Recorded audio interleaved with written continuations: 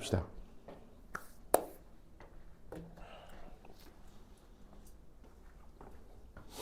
우리가 뭐 봤었냐면 사회문화 현상을 연구하는 연구 방법을 봤고요. 그리고 연구 과정에 대해서도 봤어요. 연구 방법 두 가지가 있었죠? 실증적 연구와 해석적 연구, 그죠? 근데 실증적 연구, 해석적 연구 둘 다 일정한 과정을 통해서 연구를 진행을 하게 됩니다. 그죠? 그래서 그 연구 과정들도 우리가 쭉 살펴봤고, 각각의 연구 과정에서 귀납적 논리 추론을 주로 하는 과정이 있는가 하면 연역적 논리 추론을 주로 하는 과정도 있죠, 그죠? 그래서 귀납 추론의 영역이 어디인지, 연역 추론의 영역이 어디인지, 요것도 우리가 구분을 해봤어요. 기억납니까? 자, 먼저 연구 방법 두 가지 뭐가 있다? 첫 번째로 실증적 연구, 같은 말로 뭐라고도 하고 양적 연구라고도 부르죠. 인간 행위 현상의 법칙성을 증명하는 연구예요.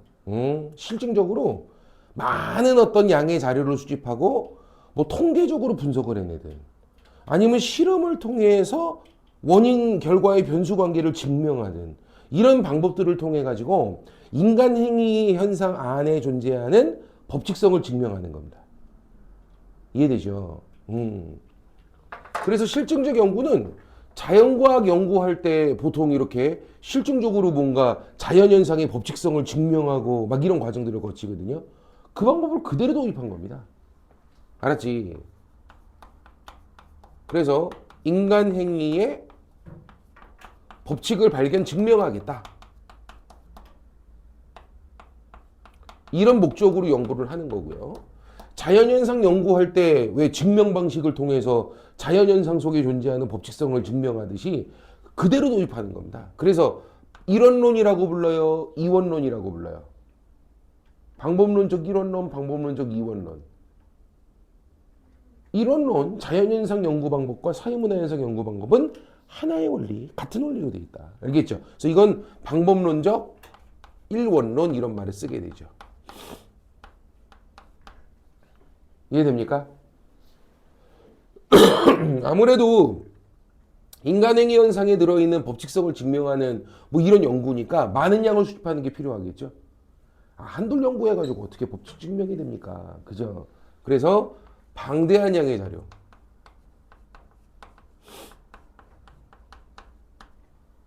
또 가능한 한 계량화할 수 있어야 돼. 그래야지 객관적으로 검증이 되지. 그지? 계량화할 수 있는 자료. 이런 거 좋아합니다. 분석할 땐 무슨 분석? 많은 양을 수집했으면 그걸 가지고 통계를 내야 될 거 아니에요. 몇 프로나 이러하다. 아닌 경우에는 몇 프로밖에 없는데 이런 경우는 몇 프로나 이러하니까 증명됐다. 이거 해야 될 거 아니야. 그러니까 통계 분석 기법을 쓰죠. 무슨 분석? 그렇지. 통계적인 분석 기법을 쓰게 되죠. 이런 실증적 연구는 어떤 장점이 있을까요? 되게 객관적이에요. 자기 생각이나 자기 주관으로 풀어내고 이런 게 아니거든요. 그냥 수치적으로 딱 보여요. 알겠죠? 진짜 인간에 이런 현상이 있구나. 알겠죠? 객관적이고 아주 객관성이 높고 이런 장점이 있습니다. 또 법칙을 증명하는 데 아주 용이하죠. 단점이라고 한다면 어떤 단점이 있을까요? 이런 식으로 얻은 자료를 가지고 분석하는 뭐 이런 것들은 깊이가 떨어져요. 그냥 외형상 드러나는 어떤 피상적으로 드러나는 인간의 행위 현상들에 대해서 그냥 법칙성을 알아낼 뿐 깊이 있는 그 사람의 심리적인 어떤 행위의 동기라든가 감정에 대한 이해라든가 이런 걸 해볼 수가 없어요. 이해됩니까? 뭐 설문 돌리더라도 그냥 묻는 게 뭡니까? 가정불화가 있으십니까? 예, 아니요. 뭐 이런 거잖아요. 맞죠? 5일 이상 무단으로 집을 떠나 가출한 적이 있으십니까? 예, 아니요. 뭐 이런 거잖아요. 뭐 단편적이고 되게 피상적이죠. 반면에 해석주 연구 같은 경우 막 면접하고 막 참여관찰하고 막 이러지 않습니까? 아, 맞아요, 그래요. 그래서 면접 같은 거 할 때 보세요. 어때? 부모님이 이혼하시거나 뭐 가정 폭력 같은 거 경험한 적이 있나? 네. 그럼 네 체크하고 끝납니까? 아니죠. 마음이 많이 힘들었겠다. 어땠어 그때? 그때 동생은 어땠고? 알겠죠? 꼬치꼬치 묻죠. 세부적으로 깊이 있게 대화를 나누죠. 뭐 놀고 막 이해되죠? 이게 해석적 연구라면 얘는 그냥 예 아니오로 끝나요. 피상적이고 단편적인 답변밖에 못 얻습니다. 알겠죠? 내면 동기를 어떻게 해야 합니까 이걸로? 그냥 몇 퍼센트나 대다수가 이런 현상이 있어 끝. 알겠죠? 피상적이고 단편적인 연구에 불과해요. 알겠습니까? 좋아요. 다음에 이것과는 전혀 다른 방식으로 연구를 하는 사람들이 있어요. 아니, 행위현상의 법칙성 증명하고 막 이러는 건 자연현상 연구할 때나 하세요. 자연물은 기계적 법칙에 의해서 움직이는 존재들이니까 법칙 증명할 수 있겠지. 근데 인간 행위를 갖다가 무슨 법칙화를 시키나. 사람이 얼마나 자율적이고 독자적으로 사고하고 행위하는 주체들인데 이들의 행위를 갖다가 그렇게 기계적으로 법칙화 시키려고 그래. 알겠죠? 자연현상 연구할 때나 법칙 증명하시고요. 인간 행위 현상들에 대해서는 한 사람 한 사람을 들여다보더라도 깊게 대화도 나눠보고 오랜 시간 지켜보고 이러면서 내가 한번 감정이입적으로 한번 그 사람의 입장에서 한번 공감해보고 이해해보고 알겠죠? 이런 걸로 족한 것이지 뭘 증명을 한답니까? 알겠죠? 기계야? 니네가 머신이야? 알겠지? 이런 거죠. 이런 연구 방법을 뭐라고 불러요?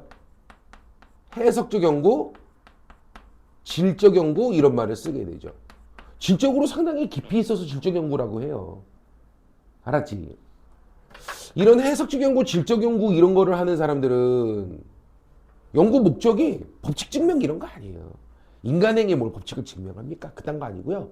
어떤 목적으로 연구하냐면 인간행위의 동기를 같이 한번 이해해보면 그걸로 족한 거야. 알겠지? 자연현상 연구 방법과 사회문화현상 연구 방법은 하나의 원리야 서로 다른 두 개의 원리로 돼 있어. 동재야, 하나 원리야 다른 두 개의 원리로 돼 있어. 그래서 방법론적 이원론이다 이런 말을 쓰는 거야. 이해됐죠? 아무래도 많은 양을 수집하는 거 이런 거 관심 없어요. 많은 양 수집해서 뭐 할 겁니까? 알겠죠? 한 명을 들여다보더라도 좀 오랜 기간 그 사람의 입장에서 내가 같이 공감해보고 이래야 될 거 아니야. 알겠지? 그래서 방대한 양 필요가 없어요. 알았지? 그리고 이 사람들은 비공식 문서 되게 좋아해요. 다시 뭐라고요? 사람의 깊이 있는 내면의 심리 같은 것들은 공식적 자료에 없거든요.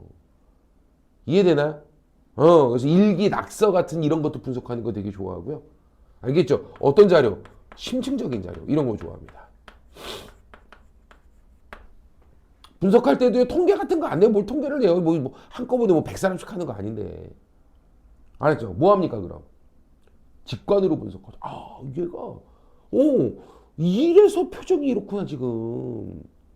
아까 분명히 뭐라 그래 놓고.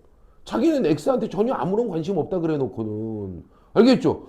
갑자기 말수가 확 적어지면서 얼굴 표정 썩은 거 봐, 저거. 알겠죠? 확 드러나죠. 이해돼야 안 돼. 혼자 화장실 가서 막 울고 있고, 막 이러고 그죠. 됩니까? 그거예요. 그래서 직관적 분석. 무슨 분석? 직관적 분석. 감정이입적 분석. 나라도 그랬겠다, 나. 네 맘 이해해. 감정이입적 분석. 이런 분석 기법들을 주로 쓰게 되죠. 됩니까? 장점은 어떤 장점이 있을 테고요? 되게 심층적이죠. 이렇게 얻어낸 자료들은요, 그죠? 엄청나게 깊이 있죠.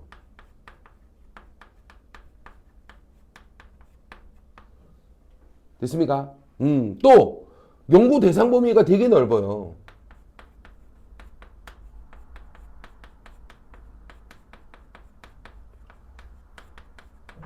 뭐 인간의 깊이 있는 심리 내면 이런 것들을 다 주제로 해서 들여다봐도 돼요. 실증적 연구는 뭐 심리적인 연구를 못하는 건 아닌데요. 계량하기 어려운 심리들이 있거든요. 이런 것들을 연구 못하죠, 얘는. 근데 얘는 그런 범위까지도 다 알 수 있으니까 되게 심층적이고요. 알겠죠? 대신에 얘는 단점이 뭘까요? 분석할 때도 직관으로 분석하고 막 이러잖아. 그러니까 어때? 객관성이 떨어지죠. 주관 개입 가능성이 너무 높고요. 알겠습니까? 이렇게 해서 실증적 연구하고 해석적 연구하고 두 가지에 대해서 우리가 쭉 살펴봤습니다. 그지? 그리고 뭐 봤죠? 연구 과정을 쭉 진행해 봤단 말이야. 실증적 연구, 제일 먼저 뭐부터 할까요? 모든 연구는 문제제기부터 시작하는 거지. 가출 청소년 한번 연구해 볼까? 문제제기 한 거야. 그지? 그 다음에 얘네들은 뭐를 하게 되냐면 자기가 생각하고 있는 사람들은 이런 상황에서 이러하지 않을까? 여기에 대해서 가설을 먼저 세워요.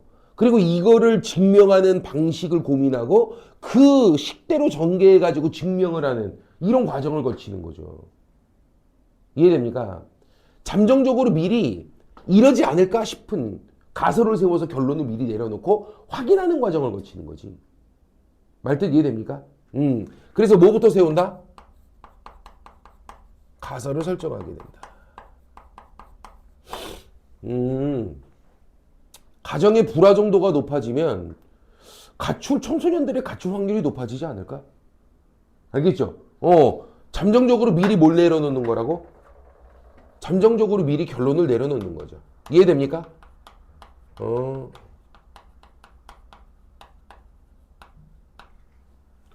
이 가설 안에는 두 가지 개념이 함께 들어있게 돼 있어요. 뭐죠? 가설 안에는 가설이라고 하는 게 이런 원인, 이런 조건 상황에서는 이런 일이 벌어지지 않을까? 이런 결과가 나오지 않을까? 이게 가설이라니까? 그럼 이 안에는 두 가지 변수 개념이 들어있게 돼 있어. 돼, 안 돼요? 원인, 조건이 되는 변수. 뭐라 그래, 이걸? 독립변수. 다시 뭐라고? 그 독립변수 상황에서, 마땅히 따라서 나오는, 결과적인 변수. 그걸 뭐라 그래? 종속변수라고 부르지. 야, 방금은 독립변수가 뭐야? 가정 불화 정도. 종속변수는 뭐야? 가출 확률이지요. 근데 가정 불화 정도 독립변수와 가출 확률 종속변수 사이에 무슨 관계가 있을 거라고 지금 가설을 세운 거야? 높아지면 높아진다. 불화가 높아지면 가출 확률 높아진다. 쉽게 말하면 정의 관계, 양의 관계가 있을 거라고 지금 생각하고 가설을 세운 거죠. 이해돼요? 가출 확률이 낮아지면 불화가 낮아지면 가출 확률이 떨어지고, 그죠? 양의 관계, 정의 관계 있을 거라고 지금 생각하는 거죠. 이렇게 가설을 세운 거죠. 되십니까? 가설을 세웠으면 이제 뭐 해야 돼? 연구 계획 설계를 쭉 짜야죠. 이제 연구 설계를 하게 됩니다. 연구 기간을 얼마로 잡을지, 비용은 어떻게 충당할지 이런 것도 계획을 다 짜는 거예요. 됩니까? 또 어떤 자료 수집 방법을 써서 어떤 분석 기법을 활용해서 이걸 증명해낼 건지 이런 것도 여기서 다 정하죠. 이해됩니까? 근데 연구 설계를 할 때 반드시 해야 되는 과정이 하나가 있다 그랬어요. 이 변수 개념들이 지금 가설이 들어있는데 이 개념이 구체적인 개념이 아니고 추상적이고 너무 모호한 개념이면 객관적으로 자료를 수집할 수가 없거든. 내 말 이해되지? 가정불화 도대체 어디까지가 가정불화야? 아니 설문지에도 그냥 가정불화가 있으세요? 이렇게 물을 수는 없는 거 아니야. 막 지멋대로 해석해가지고 막 어떤 놈은 어저께 우리 엄마 싸운 거 같은데 큰 소리 났는데 가정불화고 체크해버린다고 얘가. 이해돼요 안 돼요? 되죠? 어떤 놈은 막 야, 한 3일 전까지는 막 서로 때리고 막 그랬는데 어저께 말썽밖에 안 했어? 불화 없음 막 이렇게 한다. 이해돼요 안 돼요? 출혈도구 잡고 이러면 안 되는 거 아닙니까? 알겠죠? 그러니까 객관적인 자료로서 이 변수 개념들을 측정하기 위해서는 이 추상적인 변수 개념을 뭐로 바꿔줘야 돼? 명확하고 구체적인 변수 개념으로 조작적으로 정의해서 바꿔줘야 된다고. 내 말 이해됩니까? 돼요 안 돼요? 이걸 우리가 뭐라고 부른다? 개념의 명확화라고 쓰죠. 다시 뭐라고 한다고? 개념의 명확화. 쉽게 말하면 추상적인 변수 개념을 무슨 개념으로? 구체적인 변수 개념으로 바꿔주는 거야. 같은 말로 뭐라고도 해? 개념의 내가 조작하는 거지. 그래서 정의를 내리는 거 아니야. 조작적 정의. 가정불화라 하면 이혼했거나 가정폭력이 있었던 경우로서 가정폭력 신고가 경찰서 접수됐던 경우에 하나. 이런 거. 가출이라면 5일 이상 무단으로 집을 떠나 있었던 자로서 가출 신고가 경찰서에 접수됐던 경우에 하나. 내가 조작해서 구체적으로 정의를 내리는 거죠. 그래야지 객관화된 지표로서 이걸 수집할 수 있으니까. 이해됩니까? 어쨌든 연구 설계를 다 마무리를 했어. 그리고 설문지도 다 만들고 어떻게 설문할 건지 계획도 다 짰어. 알겠죠? 그럼 이제 뭐 해야 돼? 계획한 대로 자료를 수집해야죠. 설문을 할 거면 설문을 하든가 실험을 할 거면 실험을 하든가.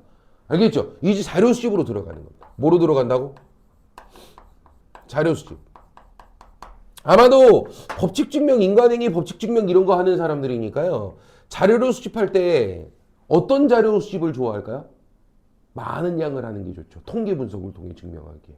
또 실험을 하든가. 맞아요, 틀려요. 그래서 무슨 법? 질문지법, 설문지법 또는 실험법 이런 것들을 많이 써요. 이게 증명하는데 딱 좋거든요. 되나요? 자료 수집을 다 했어. 그럼 이제 뭐 하겠어? 수집한 자료를 분석하죠. 이때는 어떤 분석 기법을 주로 쓰게 된다? 야, 설문으로 한 1000장 받았어. 그러면 이 가정불화가 있었던 경우 없었던 경우 이렇게 나눠가지고 가정불화 있었던 경우에서 청소년 가출한 애들이 몇 프로인지, 가정불화가 없었던 애들에서 청소년 가출한 애들이 몇 프로인지 이거 통계 내봐야 될 거 아니야. 맞아요, 틀려요? 무슨 기법을 주로 많이 쓴다? 통계 분석. 무슨 분석? 통계 분석. 말뜻 이해됩니까? 나 그 옛날에 그거 봤었어. 뭐 있었냐면 차가 늦게 출발할 때 뒷차 반응이야. 근데 비싸고 좋은 차가 늦게 출발하면 뒷차들의 경적이 소극적으로 울릴 거다. 알겠죠? 이거 증명하는 거였어. 알겠지? 그거 실험했잖아. 뭐 했다고? 실험했다고. 횡단보도 앞에 맨 앞에 차가 서 있다가 늦게 출발하는 거야. 그때 뒷차 반응 보는 거거든. 하나는 경차가, 하나는 외제차 벤츠야. 알겠죠? 졸라 웃겨요, 그거. 벤츠는 늦게 출발해도 경적을 안 울려요, 차들이. 또는 울리더라도 어떻게 울려? 빵! 이렇게 울려요. 되게 웃겨요. 경차는요, 기다리는 것 같아. 신호 바뀌기만 기다리는 것 같아. 바뀌자마자 기한을 새도 없어. 그냥 빵! 이거야. 미친다니까. 이해되죠? 선생님도 가끔 깜짝 놀랄 때 있거든요. 선생님 차가 그렇게 고급 승용차가 아니라서. 늦게 출발한다는 아니야. 신호가 딱 바뀌자마자 가야지 했는데 뒤에서 빵거리는 거야. 방금 바뀌었어. 지금 막 바뀌면서 나도 바로 출발하라 그러는데 뒤에서 빵거린다니까. 후진기 확 넣어버리고 싶다니까, 그냥. 알겠지? 미친 거 아니냐고. 그런다니까. 그래서 이걸 통계를 냅니다. 그래서 벤츠가 늦게 출발할 때 뒷차가 경적을 울리기까지 걸리는 시간을 재요. 그리고 얘를 뭐예요? 평균을 내죠. 그래서 평균 몇 초 뒤에 경적 울림. 이거 알겠죠? 경차는 몇 초 뒤 경적. 이 차이가 어마어마해요. 알아듣겠죠? 이것도 뭐 된 거야 지금? 통계 낸 거지. 이해돼야 안 돼요? 이런 통계 분석 기법 이런 거 좋아해요. 되십니까? 야, 그럼 이걸 분석을 하는 과정에서 가설이 어떻게 돼? 맞다 틀리다 같아부터 가설이 검증이 될 거 아니야. 맞아요, 틀려요? 만약에 분석한 내용이 가설을 그대로 뒷받침하고 있어. 그러면 이거는 채택으로서 검증이 된 것이고요.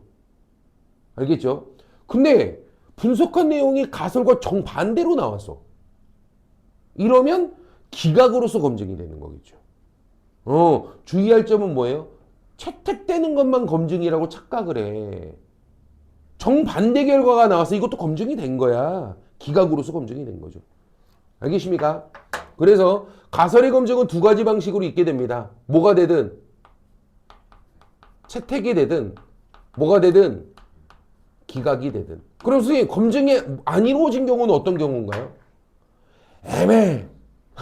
이 기각이라고 보기도 그렇고, 채택이라고 보기도 그렇고, 뭔가 유의미한 자료라고 보기가 힘들어. 또는 설문지 답변이 왔는데, 답변의 90%가 다 장난질을 쳐놨어. 알겠죠? 그 분석을 할 수가 없어. 막 두 개씩 찍고, 막 세 개씩 찍고, 막 예쁘게 찍고, 막 이지랄하면서. 이해되죠?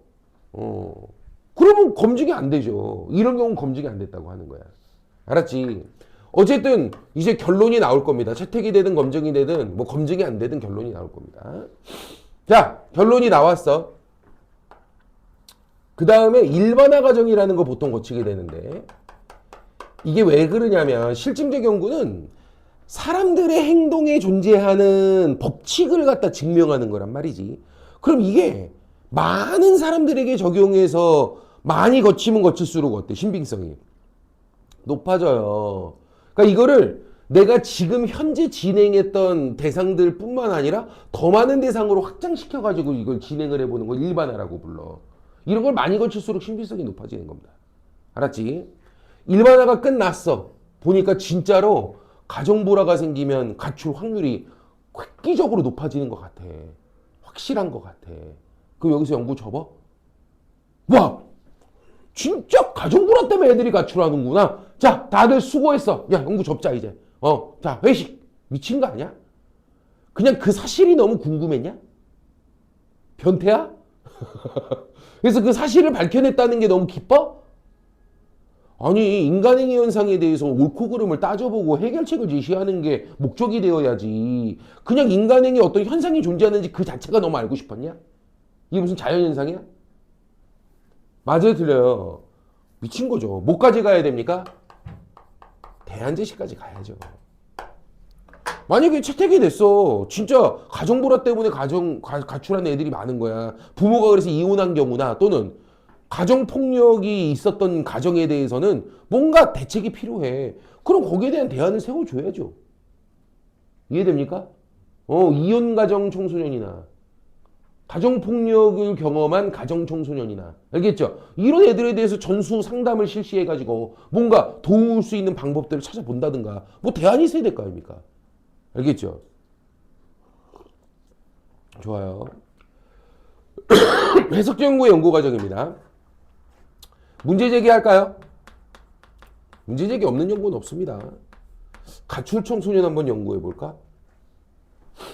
문제 제기죠. 가설 설정. 반드시 할 필요는 없다. 하는 경우들이 좀 있기는 해요. 면접 같은 거 할 때는 내가 쟤하고 대화를 나눠야 되잖아. 그러면 제가 지금 현재 어떤 상황이지 않을까라는 것에 대해서 내가 예측해 볼 수 있죠. 이해되죠? 뭔가 진짜 이 변수 관계를 확실히 증명하겠다는 가설은 아니에요. 근데 내가 그냥 제가 이런 상황이 있지 않을까? 가출한 아이니까 아마도 공부 성적이 좋지 못할 것 같고 집안에도 뭐 부모님이 이혼했거나 가정폭력 경험이 있을 가능성이 높으니까 이런 것들 내가 좀 물어봐야 되겠다. 알겠죠? 나름대로 혼자 예정해보는 형태 가설이 있을 수가 있어요. 알겠습니까? 변수관계 증명하고자 하는 의도의 가설은 아닙니다. 알았지? 근데 대부분 없는 경우도 많고요. 다음 연구 설계 어떻습니까? 하죠. 연구 설계를 어떻게 안 합니까? 계획 기간 이런 거 다 짜야 될 거 아닙니까? 그런데 개념의 조작 측정이 명확한 이런 것들은 어때요? 할 필요까지는 없어요. 근데 이것도 하는 경우들이 있기는 해요. 면접 같은 거 할 때 보면 대화 나누면서 내가 물어볼 것들에 대해서 내가 미리 뭐예요? 질문할 것들을 좀 적어가고 막 이러거든요. 근데 내가 아까 혼자 예정해 봤잖아. 뭐 변수를 증명하고자 하는 가설까지는 아니었는데 제가 아마도 가정불화 같은 게 있지 않을까? 내가 이렇게 적어갖고 물어보려고 내가 질문지를 좀 만들었었잖아. 근데 애한테 물을 때도 말이야. 가정부라 있었니? 이렇게 물을 수는 없는 거잖아요. 조금 구체적으로 물어야지. 그래서 이걸 조금 더 개념화 시키거든. 구체화 시킬 수가 있거든. 아, 이혼했는지 좀 물어봐야 되겠다. 아, 폭력 경험이 있는지 좀 물어보면 좋겠는데. 알겠죠? 이런 식으로 좀 구체화 시키기도 한다고. 말뜻 이해됩니까?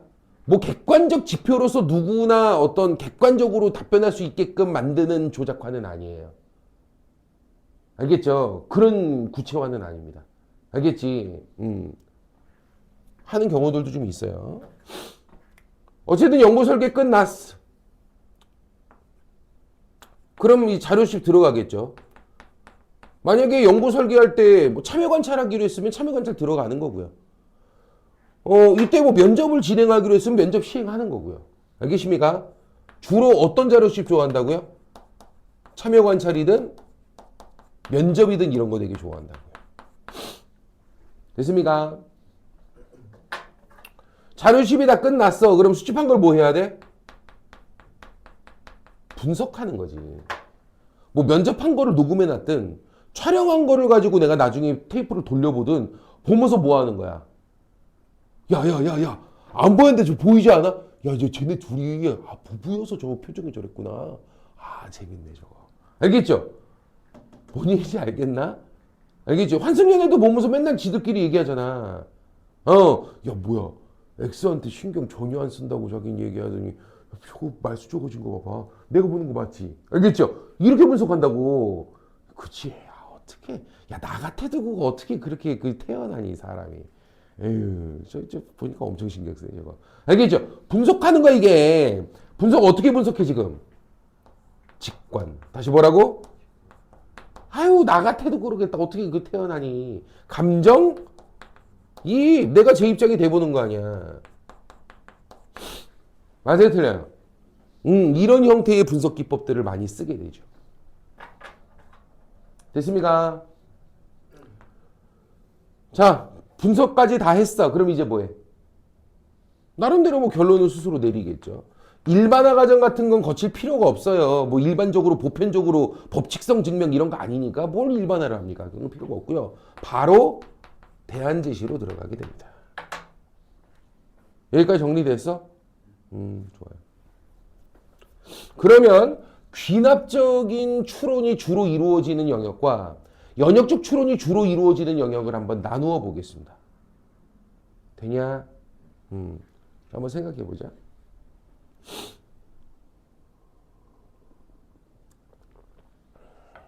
귀납 추론이라고 하는 것은 개별적 경험을 통해서 종합적 결론을 내리는 방식이고, 연역 추론은 가설을 세우고 이걸 논리적으로 증명할 수 있는 절대 틀릴 수 없는 식을 내가 세워요. 거기에 따라 전개해가지고 증명하는 거고, 절대 틀릴 수 없음을 증명하는 거거든. 이해되죠? 얘는 경험을 통해 하는 게 아니에요. 오로지 논리로. 다시 뭐라고? 오로지 논리적인 식을 세우고 이런 것들을 통해서 전개하는 게 연역이란 말이야. 알아듣겠죠? 돼요? 실증적 연구든 해석적 연구든 잘 들어. 자료를 수집하고 분석하고 결론 내리는 요 단계 있죠. 요 단계는 뭐일 수밖에 없을까요? 귀납이야, 연역이야? 잘 생각해.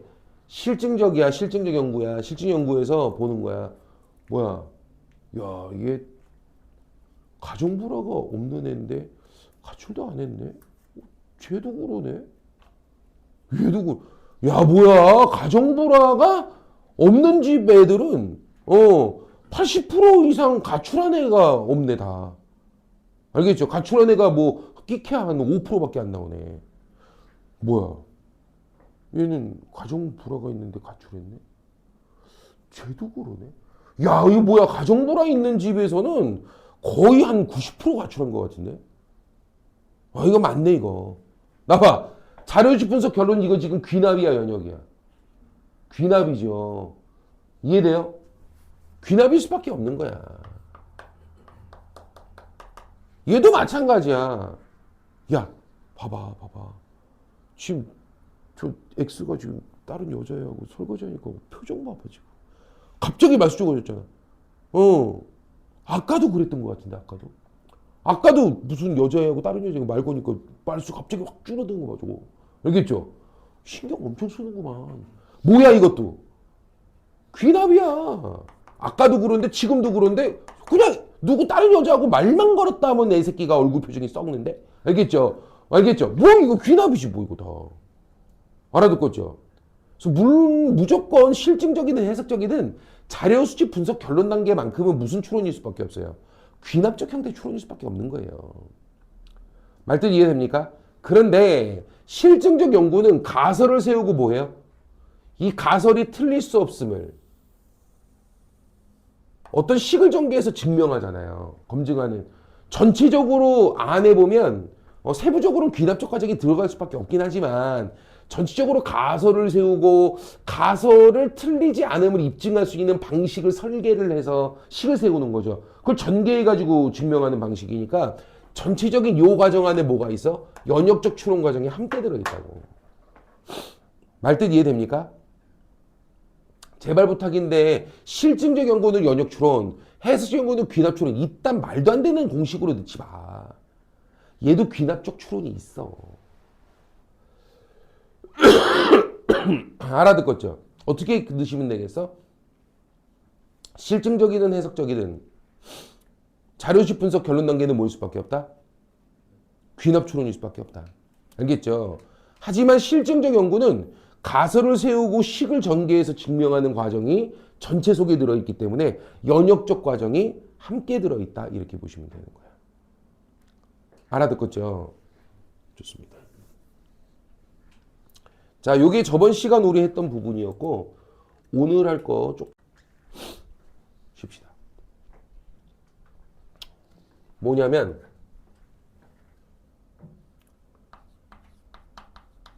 가치 개입과 가치 중립. 가치 개입은 내 생각이나 내 주관이나 내 선택이 들어갈 수 있다는 거고요. 가치 중립은 내 생각이나 내 주관이나 내 선택이 들어가선 안 된다는 거예요. 가치가 뭐죠? 옳고 그름, 좋고 나쁨, 선호 이런 것들이죠. 이게 가치 아닙니까? 나의 주관과 생각 이런 게 들어갈 수 있는 영역이죠. 돼야 안 돼요? 우리 한번 생각해 보자고. 문제 제기는 내 생각이나 내 주관이나 선택이 들어갈 수 있어요? 없어요? 없어요? 들어가면 안 돼요? 야, 솔직히 문제 제기를 어떻게 객관적으로 하니? 내가 하고 싶은 거 하는 거지. 그렇지 않아요?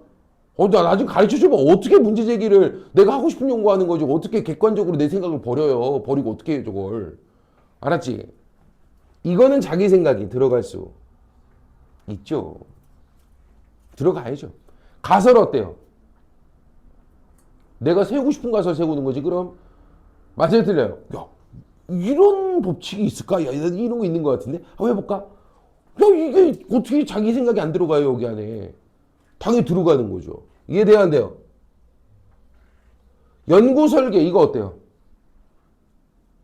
실험할지, 설문할지, 통계 분석할 때 어떤 통계 분석 기법을 쓸 건지, 기간은 얼마로 잡을지, 누구한테 돈을 빌려 비용을 충당할지, 이거 설계하는 거라니까. 야, 이거 내 생각 안 들어가요? 이거 어떻게 객관적으로 합니까, 이걸? 그죠? 당연히 나의 선택적 영역이죠. 이해되죠? 자, 설문하기로 했어. 설문을 이런 방식으로 분석해서 맞는지 틀린지 확인해 보기로 했어. 이제 뭐 들어가는 거예요? 자료 수집, 분석, 결론 내리는 거야. 알겠죠? 여기는 내 생각 들어가면 돼, 안 돼? 안 돼. 여기까지는 내가 주제 선정해가지고 내가 가설 세워서 내가 설계하고 짜는 거지만 이거에 맞는지를 확인하는 작업으로 들어가는 거거든. 타당성 입증 단계야, 지금. 이 타당성을 입증하는 이 단계로 들어갔을 때는 자기 생각을 버려야 돼. 막 설문하고 있는데 자기 말이 맞는 걸 막 증명하고 싶으니까 막 1번 찍어, 1번. 야, 이러면 되거냐, 안 되거냐. 여기는 자기 생각을 버려야 돼. 분석할 때도 어때? 거기 드러나는 대로 분석해서 결론을 내려줘야지. 왜곡하면 되겠습니까? 알아듣겠죠? 그래서 자료를 수집하고 분석하고 결론 내리는 요 단계 있죠. 요 단계는 어때야 되는 거야? 내 생각을 버려야 되는 거야. 나의 선호, 나의 가치가 절대 들어가면 안 되는 거야, 이 단계는. 이해됩니까? 되죠? 그래서 자료수집 분석 결론 단계만큼은 가치 중립적이어야 한다. 알겠습니까? 일반화 단계는 뭐 이런 것들을 다른 어떤 집단에도 적용해 보는 거니까 뭐라고 말할 수 없고요. 대안 제시는 자기 생각이 들어갈 수 있죠. 당연하죠. 대안 제시는 내가 하고 싶은 대안 세우는 거죠. 해수지 연구도 마찬가지예요. 해수지 연구도 이런 것들은 내 생각이나 내 주관이 들어갈 수 있어요. 근데 요건 안 돼요. 물론 해수 연구는 좀 어렵기는 해. 분석할 때도 내 직관으로 막 분석하고 하는 거니까. 알았지? 근데 아무리 그렇다고 해도, 아무리 주관 개입 가능성이 높고 이렇다고 해도 그래도 최대한 애써야 되는 거예요. 나 혼자만의 생각이 아닌 누가 보더라도 이거는 나하고 같은 결론이 나올 수 있는 그런, 내가 너무 나의 선호에 의해서 나의 어떤 생각에 치우쳐서 내가 하는 결론이 아닐 수 있도록 최대한 객관적이라고 애써야 되는 거거든요. 얘도. 이해됩니까? 그래서 자기의 선호나 자기의 선택이나 자기의 어떤 가치가 최대한 들어가지 않게끔 여기서는 이렇게 애를 써야 되는 거예요. 얘도. 이해됩니까? 나머지는 들어갈 수 있고요. 그래서 다른 거 필요 없어. 어느 단계만큼은 가치 중립적이어야 된다. 실증적이든 해석적이든 자료 수집 분석 결론 단계만큼은 가치 중립성을 유지하기 위해서 최대한 애를 써야 된다. 알겠습니까? 잘 들어. 요 단계에서 가치를 개입시키면 무슨 일이 벌어지나를 내가 보여줄게. 때는 바야흐로 2009년입니다. 니네 딱 그때 태어났네? 에휴, 귀염둥이다. 나봐. 2009년이 이명박, 아니다, 2008년이다. 미안하다. 2008년. 안 태어났네? 이명박 후보가 대통령 후보로 출마했던 12월인가요? 그때가 대통령 선거였어. 12월이 대통령 선거였는데, 됩니까? 근데 1월이었던 것 같아. 1월. 그러니까 아직 선거까지 거의 한 10개월 이상 남은 그때 뭐를 했었냐면 조선일보에서, 어디서? 조선일보에서 설문조사를 했어. 무슨 설문? 대통령 후보 지지율. 어떤 대통령 후보가 가장 대통령으로서 적합한지 그 대통령 후보 지지율 조사를 한 거야. 대통령 지지율 조사를 한 거야. 근데 재밌는 게 뭐냐면 2008년 1월 달이면 아직 후보가 누군지도 안 정해졌을 때야. 그죠? 당 안에서도 경선해가지고 자기네 당 이름 걸고 후보를 한 사람을 내잖아요. 그게 보통 4월달, 5월달 돼야 하거든요. 그러면 아직 이때 당시는 한나라당이었거든. 한나라당 누가 나올지도 안 정해졌을 때예요. 박근혜가 나오네, 이명박이 나오네, 말만 많지 누가 나올지 아직 모르는 상황입니다. 민주당 후보도 누굴지를 아직 모르는 상황이었거든요. 내 말 이해됩니까? 근데 대통령 후보에 대한 지지율 조사를 하는 거예요. 미친 거 아니냐고. 누가 대통령이 되었으면 좋겠습니까? 이걸, 야, 후보도 없는데 어떻게 누가 됐는지도 아무도 모르는데. 근데 자기네가 자체적으로 한나라당은 이명박이 나온다 치고, 알겠죠? 민주당은 정동영 씨가 나온다고 치고, 다른 당은 누가 나온다고 치고, 이렇게 해가지고 여론조사를 한 거예요. 알아듣겠죠? 그리고 보도가 났어. 결론이 나왔나 봐. 이명박 후보가 60%가 넘는 지지를 보여 압도적으로 대통령으로 당선될 것으로 보인대. 올해 대선에서는 이명박 후보가 대통령으로 당선이 확실시 될 것으로 보인대. 이미 60% 이상 지지를 받았다 이 얘기야. 알았지? 이게 기사에 났더라고. 선생님이 어떤 사람이야? 이런 말도 안 되는 보도 난 안 넘어가거든. 알겠지? 씨발 안 이상해? 야, 12월이 대선이고요. 1월이면 후보가 누군지도 안 정해졌다니까. 이해가 돼요? 그런데 사람들이 누굴 찍을지를 벌써 정해서 이 여론조사에서 난 이명박 찍을 거야 이걸 체크를 했다고? 후보가 누군지도 아직 나와 있지도 않은 상황이라 고민도 안 해봤을 텐데 뭐야? 후보가 벌써 나왔어? 아, 후보 안 나온 거 아닌가? 이 사람들이 뭐야? 알겠죠? 이럴 거 아니야. 몰라. 이런 사람이 많아야지 어떻게 이걸 찍냐고. 내 말 이해되죠? 이상하다니까? 백호 선생님이 봤잖아. 여론조사 같은 거 발표하잖아요. 그러면 반드시 이제 그 설문조사 통계낸 그 자료를 공개하게 돼 있어요. 알겠죠? 그 통계 자료를 분석한 건데, 그 통계낸 자료 보니까 어떻게 나왔냐면, 봐봐. 응답자의, 그러니까 설문한 사람의 응답자 비율이 10%밖에 안 나왔어요. 몇 프로요? 무슨 얘기야? 90%가 답변을 안 했다고. 뭐 했다고? 90%가 답변을 거부했다고. 답변한 사람이 몇 프로야? 10%. 야, 이게 정상이죠. 알겠죠? 근데 요 응답한 사람이 10%인데 그 10% 응답한 사람 중에서 60%가 명박이를 지지한 거야. 알았죠? 그럼 물어볼게. 요 10% 응답한 사람들은 그냥 뭐만 보고 찍는 사람이야. 당만 보고 찍는 사람들인 거야. 골수파들. 뭐라고? 골수 보수, 골수 진보 이런 애들이야. 알겠지? 한나라당 팻말 갖다 꽂으면 그냥 무조건 찍는 애들. 조두순이가 나와도 한나라당 찍는 애들. 이해돼요? 알겠죠? 그러니까 쉽게 말하면 골수파들이야, 골수파. 골수 민주당, 골수 한나라당 이런 애들이라고. 그러면 이거는 분석이 어떻게 나왔어요, 정상이야? 결론이 어떻게 나와야 돼? 국민의 90%는 아직 대통령 후보를 누구로 죽일지 정하지 못했고, 이미 당을 보고 투표를 하는 골수 지지자 중에서는 60%가 이명박을 지지하는 것으로 보인다. 이해돼요? 10%밖에 안 되는 골수 지지자 중에서 그 중에서는 그래도 이명박을 지지하는 사람이 더 많은 것으로 보인다. 이게 확실한 결론 아니야? 근데 이거를 이따구로 보도하는 거야.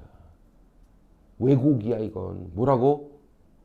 여기에 뭘 집어넣은 거야? 자기네 생각을 집어넣은 거지. 이명박 어떻게든 당선시켜 보려고. 알았지? 잘 들어. 왜 이렇게 하면은 당선이 될까요?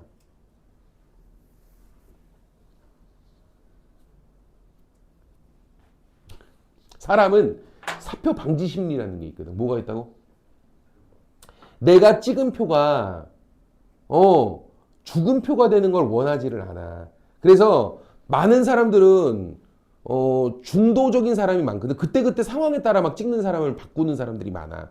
선생님같이 정치 고관여층 같은 사람들, 정치적인 관심도가 높은 사람들은요, 이미 어느 정도 내가 미리 다 고민을 해서 사람들을 찍지만, 많은 사람들은 그렇지가 않아요. 그냥 그때그때 이슈에 따라 가지고 이 사람 말 잘하는데 찍자. 야 근데 갑자기 방송에서 좀 이상한 것 같아. 아, 나 생각 바꿨어. 이 사람 찍을래.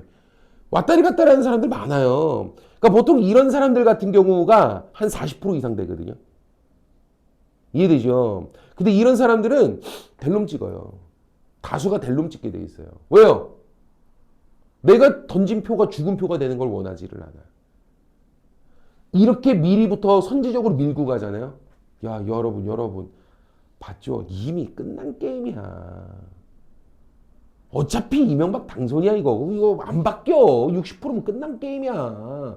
이 분위기 형성해 놓잖아요. 그러면 이런 사람들 다 뭐 할까 그냥. 아, 어차피 끝난 것 같은데 델롬 찍지 뭐. 힘 실어주자. 말 좋다 힘 실어주자. 그죠? 이러고 찍는다니까. 그거 하는 거야. 이런 식으로 언론에서 미리 조작하잖아요. 다 가요. 얘네 의도대로 가는 거라니까. 무서운 거야. 민주주의가 좋은 것 같지. 민주주의는 다수의 바보들을 소수의 똑똑한 언론들이 쥐고 좌지우지 흔드는 정치야. 지들이 막 선동해 가는 정치라고. 중우 정치. 다수 바보들의 정치. 이해돼요? 미국에서 왜 트럼프가 당선됐는지, 트럼프 미친놈 아니야 지금 하는 거 보면. 맞아요 틀려요? 아니 베네수엘라 대통령을 왜 잡아와요 미친놈이. 그지? 뭐 마약 때문에 그렇다고. 야 마약은 니네 밑에 멕시코가 더 많아. 펜타닐 다 멕시코 산이야 그거. 악 만들잖아. 그죠? 무슨 명분이 돼 그게. 근데 그 미친놈을 왜 대통령으로 찍을까요? 선동정치라니까. 왜 그런 얘기가 있다? 민주주의는 자기네 민중들의 의식에 부합하는 사람을 뽑게 돼 있다. 민주주의는 자기네 민도 수준에 맞는 어울리는 사람을 뽑게 돼 있어. 미국의 민도는 그 수준인 거야. 사람들의 정신 이 상태가 전반적으로 많이 떨어져 있는 거죠, 지금. 이해돼요? 우리나라에서 왜 윤석열이가 대통령이 됐었을까? 그 수준인 거야. 그 수준. 그 수준인 거라니까. 윤석열을 뭐 욕을 하니? 아니, 그전에는 걔 그런 거 몰랐어? 대통령 후보 토론 나올 때부터 이미 다 나왔던 얘기야. 손바닥에다가 왕자 써놓고 왔잖아. 왕 시켜달라고. 알겠죠? 부적같이. 뭐 전 국민 다 부적 달고 다닐래? 그죠? 그 건진법산에 뭐네 맨날 옆에다가 점집 차려놓고 맨날 그지랄 딴 거 아니야. 요번에 개엄막 옆에서 부추긴 놈도 노상원이라고 애기 보살이라며. 보살이야 보살. 옛날에 장군 출신인데 무슨 무당하고 있더라고 애가. 무당집 차려가지고. 알겠습니까? 몰랐냐고요. 아셨잖아요. 윤석열 연설을 보면 진짜 짜증나요. 매 나와갖고 하는 연설이 뭐야? 자유 대한민국을 지키고, 다시 뭐라고? 자유와 정의의 가치를 실현하기 위해 맨날 얘기하다가요. 평화를 위해. 좋은 얘기가면 다 써놓은 거죠. 좋은 게 좋은 거죠. 좋은 거 할게요. 난 좋은 사람이에요. 좋은 걸 향해 가요. 좋게 삽시다. 이거 하다 끝나는 거야. 공허한 얘기들만 떠드는 거죠. 난 묻고 싶다니까. 아니 대한민국 안 자유로워 지금? 이 자유 대한민국은 누구로부터 지키겠다는 거야? 뭐 프로토스가 쳐들어오니? 아 그럼 누구로부터 지키겠다는 거야 도대체? 자유 대한민국을 지키겠다는데 누가 위협하는데 님이를? 나 묻고 싶다니까. 왜? 누가 위협해서 씨발 그죠? 아무도 위협한 놈이 없는데 자유로운 거 같은데 나는 도대체 뭔 생각으로 이 얘기를 하는지 모르겠다니까. 맨날 나와갖고 하는 얘기가 불합리한 제도를 타파하고. 다시 뭐라고? 선생님은 이런 얘기 딱 나오자마자 뭐예요? 불합리한 제도를 타파한다는 얘기 나오자마자 난 그냥 TV 꺼버려요 원래. 이런 말은 할 필요가 없는 말이야. 불합리한 제도를 타파하고 불공정과 불법을 척결하며 이 얘기만 주저리 떠든다니까. 이 얘기만. 이게 무슨 얘기야? 잘 봐. 불합리하다는 말 안에 나쁘다란 뜻이 들어있어 안 들어있어? 야 불합리한 게 좋을 수 있어? 불합리라는 말 안에 이미 나쁘다라는 의미가 내포되어 있는 거야. 그럼 이거를 타파하는 건 너무 당연한 얘기거든. 왜? 나쁜 걸 타파한다는 얘기거든. 다시 뭐라고? 나쁜 걸 타파한다는 뜻이야. 이게 어떻게 틀릴 수가 있어. 그럼 봐봐. 불공정 안에 나쁘다라는 뜻이 들어있어 안 들어있어? 불공정이 좋은 경우를 나한테 대줘봐. 불공정이란 말 안에 이미 나쁘다라는 뜻이 들어있는 거야. 불법 안에 나쁘다라는 의미가 들어있어 안 들어있어? 불법이 좋을 수 있어? 님이랑 어떤 불법이 좋아? 알겠죠? 그럼 이걸 척결해. 이게 무슨 얘기야? 좋은 걸 지킬 거고요. 전 좋은 거 할 거고요. 나쁜 걸 타파하고 나쁜 걸 척결할게요. 이걸 님이랑 연설이라고 떠들고 있고 이거를 듣고 있냐고. 알겠죠? 니네 자기소개서 쓰라 그러면 맨날 저러고 있어요. 맨날 저러고 있어요. 맨날. 알맹이 없는 얘기들. 공허한 얘기들. 좋은 거 할게요. 나쁜 거 안 할게요. 이것만 이거 1시간 동안 떠드는 것도 난 졸라 신기해. 아무 내용이 없거든요. 맨 나와갖고 나와갖고 연설한다 그러면 맨날 이지랄하고 있어요. 박근혜도 그렇고. 알겠죠? 근데 이거 보고 찍잖아. 왜? 이게 분석 못 하거든 이거. 이게 뭔 의미인지 이걸 막 듣고 있다니까. 막 들으면서 막 박수 친다. 오, 잘하네. 훌륭한. 그러니까 난 묻고 싶어. 왜 훌륭하냐고. 안 자유로워 대한민국 원래? 도대체 이걸 위협하는 대상이 누군데? 그 내용을 말하라고. 지금 자유대한민국이 어떤 상황에서 지금 어떤 문제로 인하여 지금의 지금 위협을 받고 있으니까 이거를 해결하기에 나는 어떤 해결책을 통해서 예전보단 조금이라도 더 자유로운 모습을 향해 이걸 말하라고. 그냥 밑도 끝도 없이 자유대한민국을 지금 누구로부터 지키는 거야 도대체? 뭐 평화 안 평화로워? 니미를? 뭐 전쟁했냐 우리가? 알겠죠? 돼야 안 돼요? 불합리한 제도를 타파한다. 아니, 그러니까 어떤 내용이 불합리해서 그걸 어떻게 바꿀 건데. 그러니까 우리 안에 있는 불합리한 제도들은 내가 다 바꿀게요. 그게 뭔데? 그러니까 불합리한 것들 있잖아요. 님 이럴 시간 나쁜 건 없애겠고 좋은 건 하겠다는 얘기밖에 더 되냐고 이게.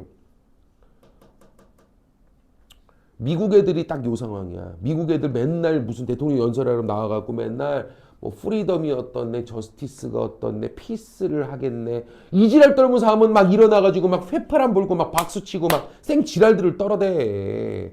난 그 연설 보면 난 납득이 안 돼. 도대체 왜 박수를 치는 거야? 그잖아. 좋은 거 하겠다, 나쁜 거 안 하겠다. 맨날 그 얘기만 떠든다니까. 그럼 뭐 이러고 박수해 사람들이. 휘파람 불고. 휘파람도 졸라 잘 불어요. 이 새끼들. 다 기립하면서 별것도 아닌데. 평화, 왜 박수치고. 저스티스 박수치고 막 이런. 왜 치는 거야 도대체. 그 지랄 하니까 트럼프를 찍는 거야. 우리나라도 그러니까 윤석열 찍는 거야. 바보들이니까. 이해되죠? 나 옛날에 노무현 대통령 연설비서관 하던 사람이 쓴 책이 있어. 대통령의 연설문이란 책이거든. 노무현 대통령 연설비서관이 노무현 대통령이 연설할 때가 되면 이제 뭐해? 자기가 이렇게 쭉 비서관을 불러놓고 얘기를 한대. 난 이런 것들을 이번 연설 때 얘기하고 싶고 이런 것들을 좀 구성을 해주세요. 그럼 이 사람이 쓰는 거야. 알겠죠? 그러면 한 바닥을 쫙 써가면 그 중에서 한 5문장 살아남는데. 알겠죠? 노무현 대통령이 와가지고 맨날 거기에 뭐 하는 거야? 자유대한민국을 지키고 이런 얘기 쓰잖아요. 그럼 다 지운다는 거야. 나 하고 싶은 얘기도 많은데 이런 거 왜 이게? 당연한 얘기를 왜 하고 있어? 다 지운다는 거야. 알맹이 없는 얘기도, 공허한 얘기는 다 지운다는 거야. 알았지? 그게 정상이죠. 이해되죠? 그거야. 되지? 언론에서 얼마든지 조작해서 만들어요. 여론조사 이거 수집한 자료 가지고 분석 결론 내릴 때 왜곡하면 그냥 선동되는 거야. 민도가 우리 이런 수준이니까. 이거 보고 박수치는 수준이니까. 그냥 언론에서는 그냥 수집한 거 막 자기네들이 그냥 이 의도를 집어넣어가지고 막 자기네들한테 유리한 후보 막 밀어주기 위해서 막 말도 안 되는 보도들 막 내버립니다. 사람들은 막 좋다고 가지고 찍어대요. 알아듣겠죠?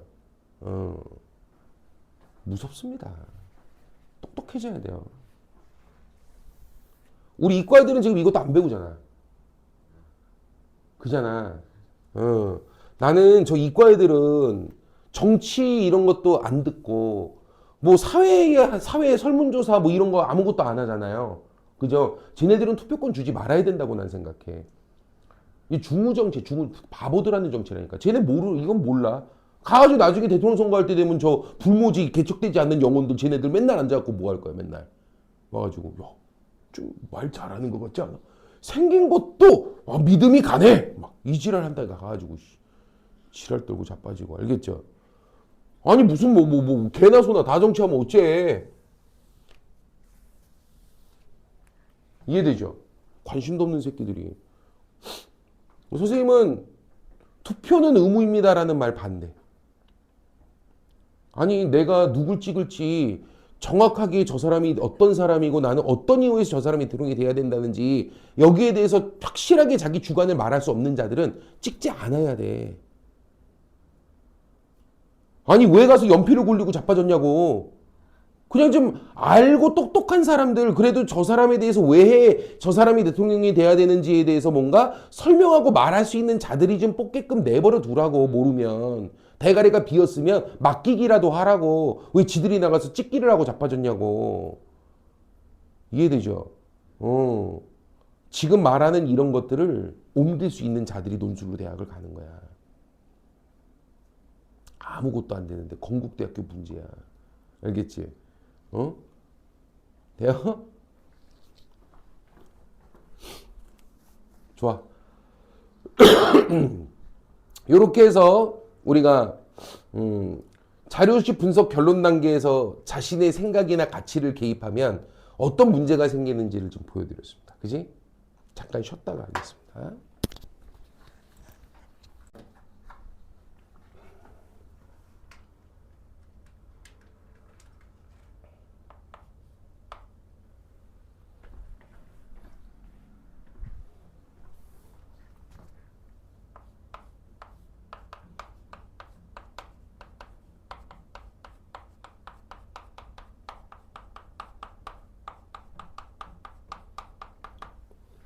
우리 사회문화현상 연구할 때 자료를 수집하는 방법 사실 어느 정도 나왔어요.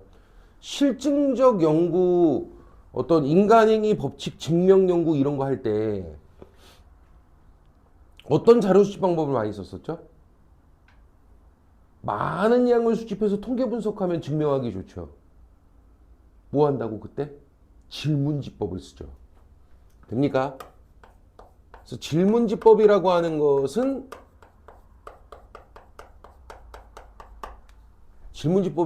것은 실증적으로 보통 연구할 때 많이 사용하는 자료수집 방법이에요. 많은 양을 수집해가지고 통계 분석하기 딱 좋으니까. 법칙 증명하는 데 특화되어 있죠. 됐습니까? 또 실험법도 많이 써요. 뭐도 쓴다고요? 실험법. 이거 왜 그럴까요? 변수를 직접 적용하는 거야. 그리고 결과 나오나 보면 될 거 아닙니까? 맞죠? 그래서 이런 뭐 실험법 이런 것도 많이 쓰게 돼요. 해석적으로 연구할 때 심층적인 인간 행위의 어떤 그 깊이 있는 이해, 동기 이해 이런 거 해보는 그런 거 할 때는 보통 뭐 많이 쓴다고요? 면접을 하든 맞지? 또는 참여 관찰한다 그랬죠. 같이 살아보는 거지 뭐 한 달이고 뭐고 그지? 그래서 참여 관찰법 이런 것들을 쓰게 되죠.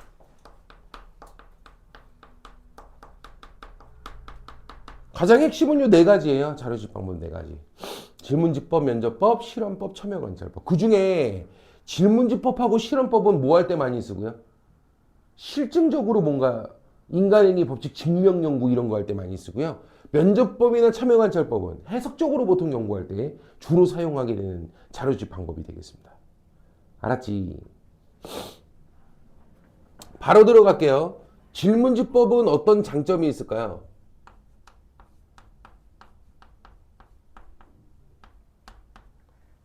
얘들아, 서울대학교 전체 학생 설문조사 질문지 이거 하는데 얼마 걸릴 것 같아요? 시간이?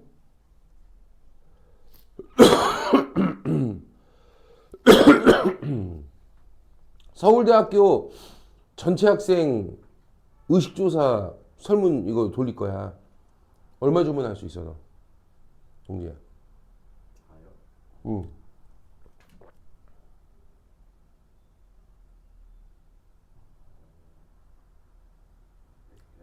응? 3시간? 3시간이면 다 할 수 있어? 나도 그 정도면 할 것 같아.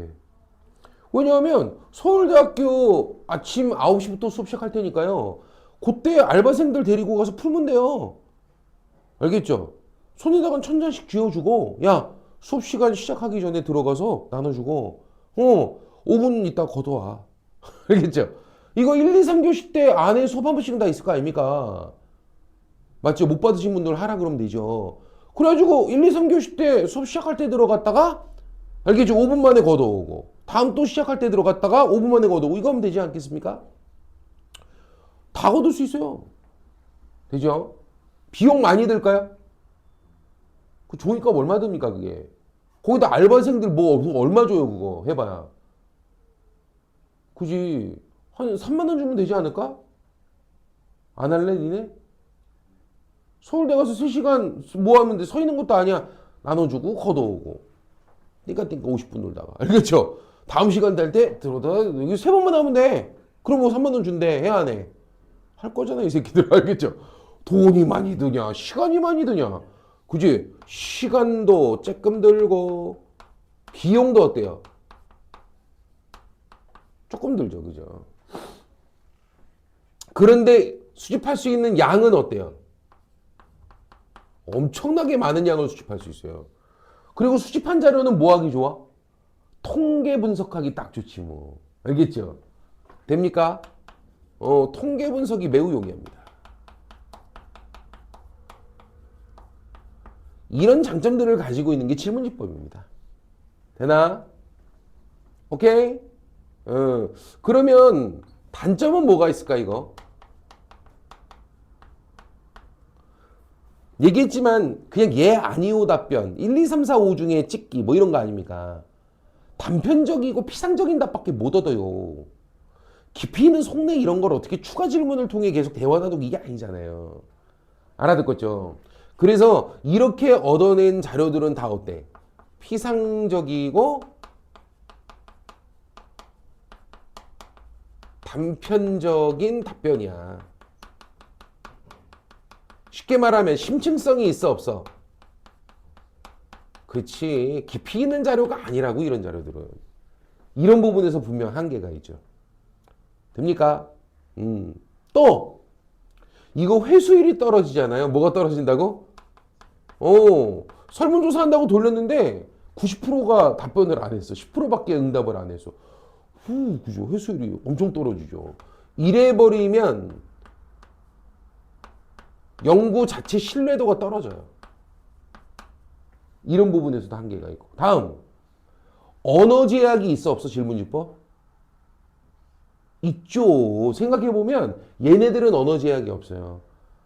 말이나 글을 몰라도 상관없고 말이 안 통해도 돼요.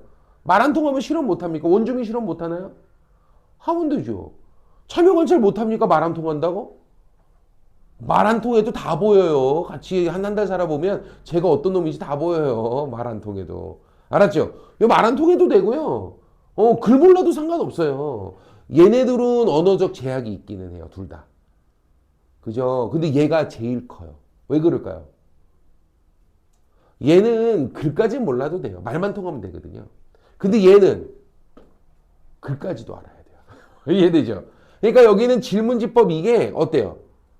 언어 제약이 제일 큰 편이에요.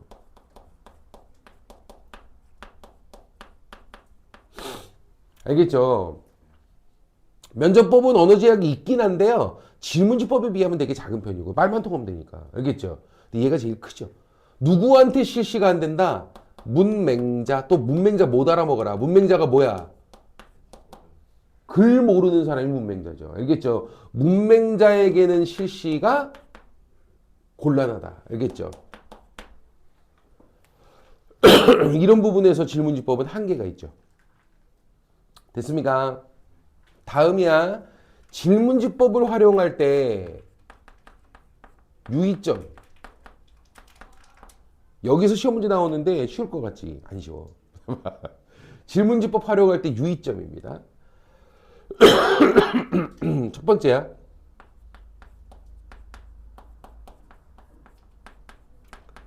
질문의 명확성. 다시 뭐라고?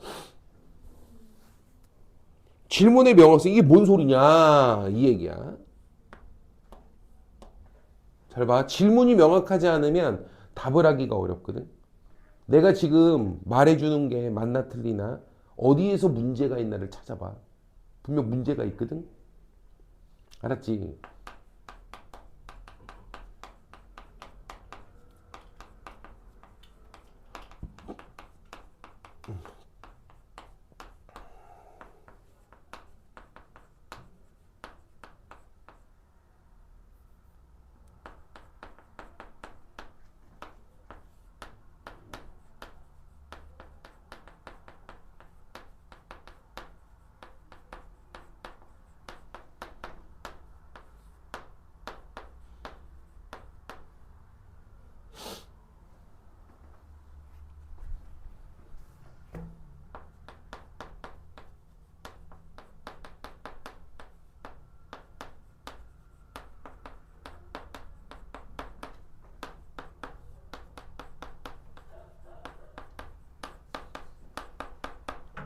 찾아봐.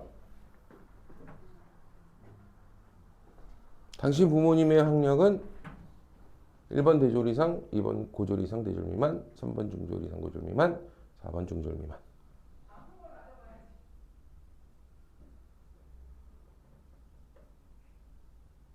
이 질문이 괜찮아요?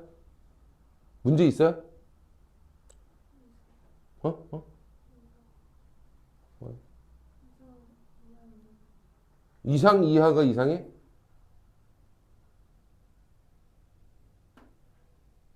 잘 쓴 것 같은데? 아니 뭐 대학원 박사 뭐 이러면 대졸 이상 쓰면 되고요. 알겠죠? 대학교 중퇴야. 그럼 어디 쓰면 돼요? 2번 쓰면 되는 거죠. 대졸은 아니니까 대졸 미만이고 대학교 중퇴면 여기 쓰면 되죠. 맞죠?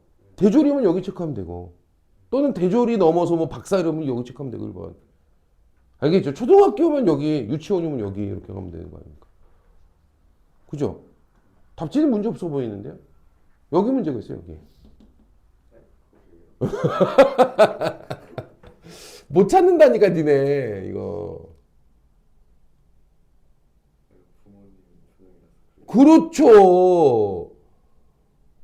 야, 그럼 아빠는 대졸이고 엄마는 중졸이면 평균 내서 고졸이냐? 아니, 왜 같이 묻고 지랄이에요? 따로 물어야 될 거 아닙니까? 어머님의 학력은 묻고 아버님의 학력은 따로 물어야지. 왜 섞어갖고 묻고 그래요? 이해 안 돼요?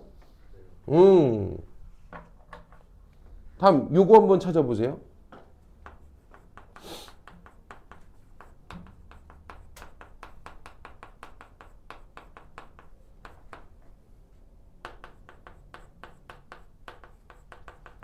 당신의 학습 시간에 체크하세요.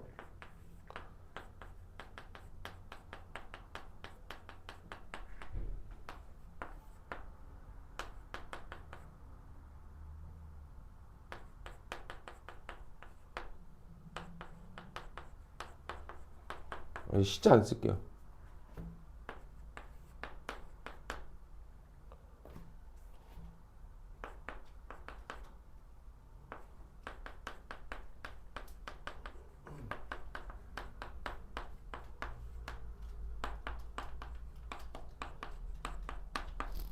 자,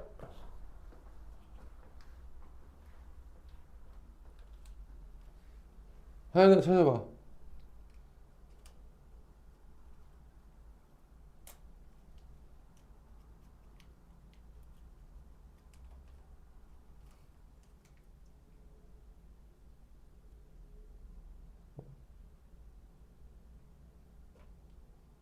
이 질문지의 문제점.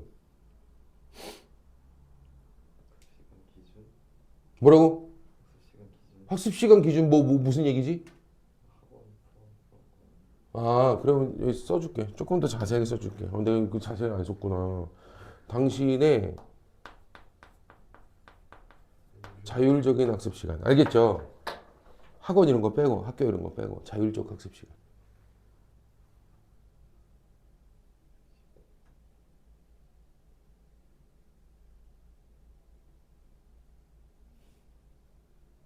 하연아, 안 나왔어? 좋아. 동재 어디 체크할 거야? 응. 응. 너 어디 체크할 거야, 너는? 너는 어디 속해?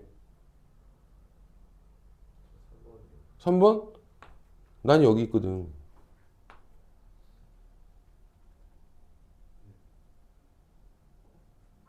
선생님 여기 있다고. 왜? 나 1년에 10시간은 해. 기간을 정해줘야 될 거 아니야. 그죠? 이거 다 기출문제예요. 못 찾는다니까, 내 눈 뜨고. 내가 답변하는 사람 입장에서 일관되게 이해하고 답변을 할 수 있는가를 생각하면 돼요. 어떤 놈은 일주일 기준인가? 그래도 나 일주일에 5시간 하는데 이러고 어떤 놈은 야 그래도 평생 10시간은 했지 내가 이러고 있다니까. 맞아요, 틀려요? 이거야. 그러니까 질문의 명확성이라고 하는 것은 이런 거야. 두 개를 섞어 질문하는 이중 질문 안 됩니다. 됩니까? 또 답변에 필요한 모든 정보가 답에 필요한 모든 정보가 다 질문지 안에 포함이 돼 있어야 돼. 빠져 있으면 안 됩니다. 알겠죠? 그러니까 방금 물은 거 이게 자율적인 시간인지 학원도 포함하는 건지 그것도 지금 아까 안 줬고요. 또 시간도 안 정해줬어요. 이게 기간을 정해줘야 될 거 아닙니까? 1년 기준이야. 한 달 기준이야. 일주일 뭐야 도대체? 알아듣겠죠? 이 얘기죠. 오케이? 다음이야. 찾아봐. 이건 말로 할게. 당신이 가장 좋아하는 교양 및 오락 프로그램은 어느 방송사의 것입니까? 1번 M사, 2번 K사, 3번 S사, 4번 기타 방송국. 한 번만 다시. 당신이 가장 좋아하는 교양 및 오락 프로그램은 어느 방송사의 것입니까? 1번 K사, 2번 M사, 3번 S사, 4번 기타 방송국.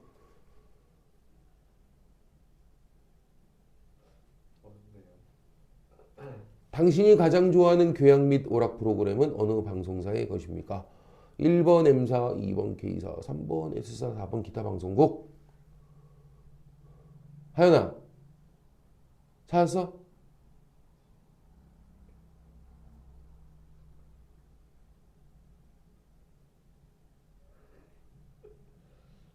동지야, 네가 가장 좋아하는 교양 프로그램은 어느 방송사 거예요?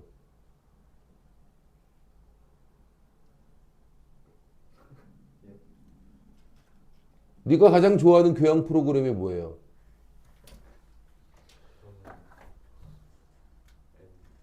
M사? 뭔데? 선생님은 벌거벗은 한국사 좋아하거든요. 세계사 이런 거. 벌거벗은 한국사 세계사. 알겠지? 요거는 K사일 걸걸요 아마? KBS 걸걸요? 알겠지? 근데 오락 프로그램은 만약에 뭐 좋아한다. 뭐 SBS 인기가요. 알겠죠? 그거 SBS 거죠 인기가요. 그럼 어떡하죠? 평균 내서 M사인가요? 알겠어요? 지금 두 개 같이 물은 거예요. 교양 및 오락 프로그램이 웬 말입니까? 가장 좋아하는 교양 프로그램 따로 묻고 오락 프로그램 따로 묻고 이렇게 물어야지. 교양 및 오락 프로그램 이렇게 해버리면 교양 프로그램하고 오락 프로그램하고 내가 좋아하는 방송사가 다르면 어떡하라고요. 못 찾는다니까 니네 이거. 알았지? 그러니까 이게 머릿속에서 뭐가 되는 거냐면 교양이라는 말뜻과 오락이라는 말뜻을 개념화 시키지 않은 거예요. 교양 및 오락이라는 말을 좋은 거 이렇게 받아들이고 넘어간 거예요. 멍멍짹짹 좋은 말이 지나가네. 꽤 많이 들어봄직한 소리가 지나가는구만 이러고 지나가는 거예요. 의미로 그 말을 해석을 안 한 거야 지금. 이런다니까. 조진다고 그러면 조진다고. 말이 그럴듯하면 그런갑다. 이러다 보니까 무슨 일이 벌어지는가? 아까 얘기했던 것도 똑같은 거야. 불합리한 제도를 타파하고 자유 대한민국을 지키고. 알겠지? 이런 얘기하면 그냥 좋은 얘기다. 꽤 멋진 얘기다. 알겠죠? 그냥 이러고 듣고 있는 거야. 의미로 받아들이질 않으니까. 이걸 의미로 받아들이면 무슨 일이 벌어져요? 자유 대한민국을 지키고 시발 누가 위협하는 건데? 누구한테 지키는 건데 도대체? 우리 안 자유로웠던 건가? 왜 안 자유롭다고 쟤는 그러지? 무슨 문제의식인 거지? 알겠죠? 이 의미로 받아들이는 사람이 이렇게 되는 거고, 왠지 이런 거 뭐 국회대원 맹세할 때도 듣고 어디 할 때도 듣고 꽤 좋은 말이었는데 자유대한민국 멋진 말인데 지키는 거 당연한 거지? 알겠죠? 그냥 좋은 말 지나간다. 이러고 그러시면 안 된다니까. 한국말을 의미로 받아들이세요, 제발. 국어도 안 되고 아무것도 안 되지, 새끼들아. 말 조금만 까놓으면 그냥 다 틀려버리고. 이해 안 됐어? 됐죠. 다음. 질문을 할 때는 명확하게 이중 질문을 한다든가 답에 필요한 정보가 막 빠져 있거나 이러면 안 돼요. 알겠죠? 답변에 필요한 정보가 다 들어 있어야 되고요. 그리고 모든 질문은 항상 어때야 돼? 이중적으로 막 겹쳐 묶거나 이런 식이 되어서는 안 돼. 알아듣겠죠? 됐어요? 두 번째가 답지는 다시 뭐라고? 답지는 서로 배타적이어야 돼. 이게 무슨 소리일까? 겹치면 안 돼. and 답지는 모든 경우를 다 포함하고 있어야 돼. 돼요? 만약에 여기서 끝났어. 다시 뭐라고? 뭐가 문제야? 1시간 공부 안 하는 애는 어떻게 해? 알겠죠? 이해되죠? 경우의 수가 빠지면 안 되죠. 됐습니까? 다음. 이렇게 되면 어떻게 돼? 이거 뭐 하자는 겁니까, 이게? 그럼 10시간 공부하면 어떻게 해요? 1번인 듯 2번인가? 1.5? 어떡하자고? 알겠죠? 겹치면 안 돼요. 배타적이어야 되고 모든 경우를 포함해야 됩니다. 어렵지 않죠, 여기까지? 세 번째입니다. 세 번째는 유도 질문하면 안 돼. 무슨 질문? 의도를 개입시켜 질문하면 안 돼. 예를 하나 들어볼게. 연일 우리나라 경제 상황에 대해서 전문가들이 긍정적으로 평가하는 기사가 쏟아지고 있습니다. 여러분은 우리나라의 경제 상황에 대해서 어떻게 생각하십니까? 이러고 물은 거야. 다시. 연일 우리나라 경제 상황에 대해서 긍정적으로 평가하는 경제 전문가들의 기사가 속출하고 있습니다. 여러분은 우리나라 경제 상황에 대해서 어떻게 생각하십니까? 이거 왜 유도 질문인지 알겠어? 아니, 경제 전문가들이 다 우리나라 경제 상황이 멋지다, 좋다, 훌륭하다, 판타스틱 이러고 떠들고 있다는 거야. 근데 넌 어떻게 생각해? 알겠죠? 그럼 씨발 어떻게 아니라 그래요? 그런 거야? 되게 좋은 거야? 잘한다. 이렇게 그렇게 가는 거지 뭘. 알겠죠? 유도 질문이야. 이거 유도 질문. 이해됩니까? 그냥 겉으로는 뭐 하는 것처럼 정보를 전달하는 것처럼 이렇게 써놨지만 사실상 유도하고 있는 거야. 전문가들이 그런 데잖아. 알아듣겠지?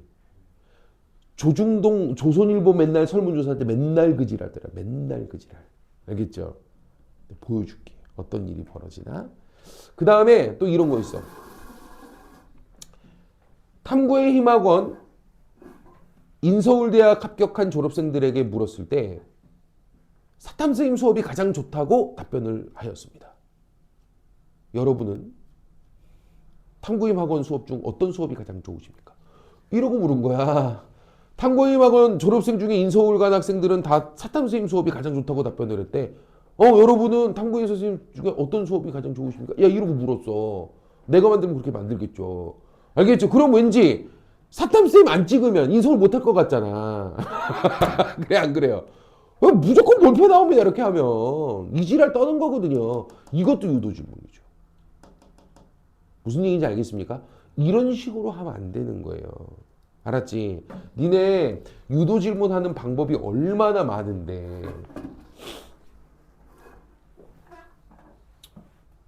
이재명하고 김문수하고 선거에서 붙었었죠, 이번에. 김문수.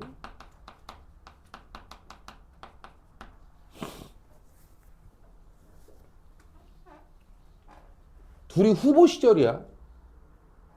윤석열이가 계엄하는 바람에 탄핵되고, 그리고 저쪽에서 김문수, 이쪽에서 이재명 이렇게 나왔지 않습니까? 그죠? 후보 시절이야. 대통령 지지율 조사를 조선일보가 했거든요. 그리고 발표가 나왔는데, 김문수 득표율이 이재명을 넘어섰다는 거야. 뒤집어졌대요. 다른 데들은 다 이재명 후보가 김문수 후보보다 10% 이상 압도적으로 이기고 있었는데 조선일보만 뒤집어졌어요. 김문수가 이긴대요. 알겠죠? 그것도 5% 이상 차이가 나요. 격차가 좀 있어요.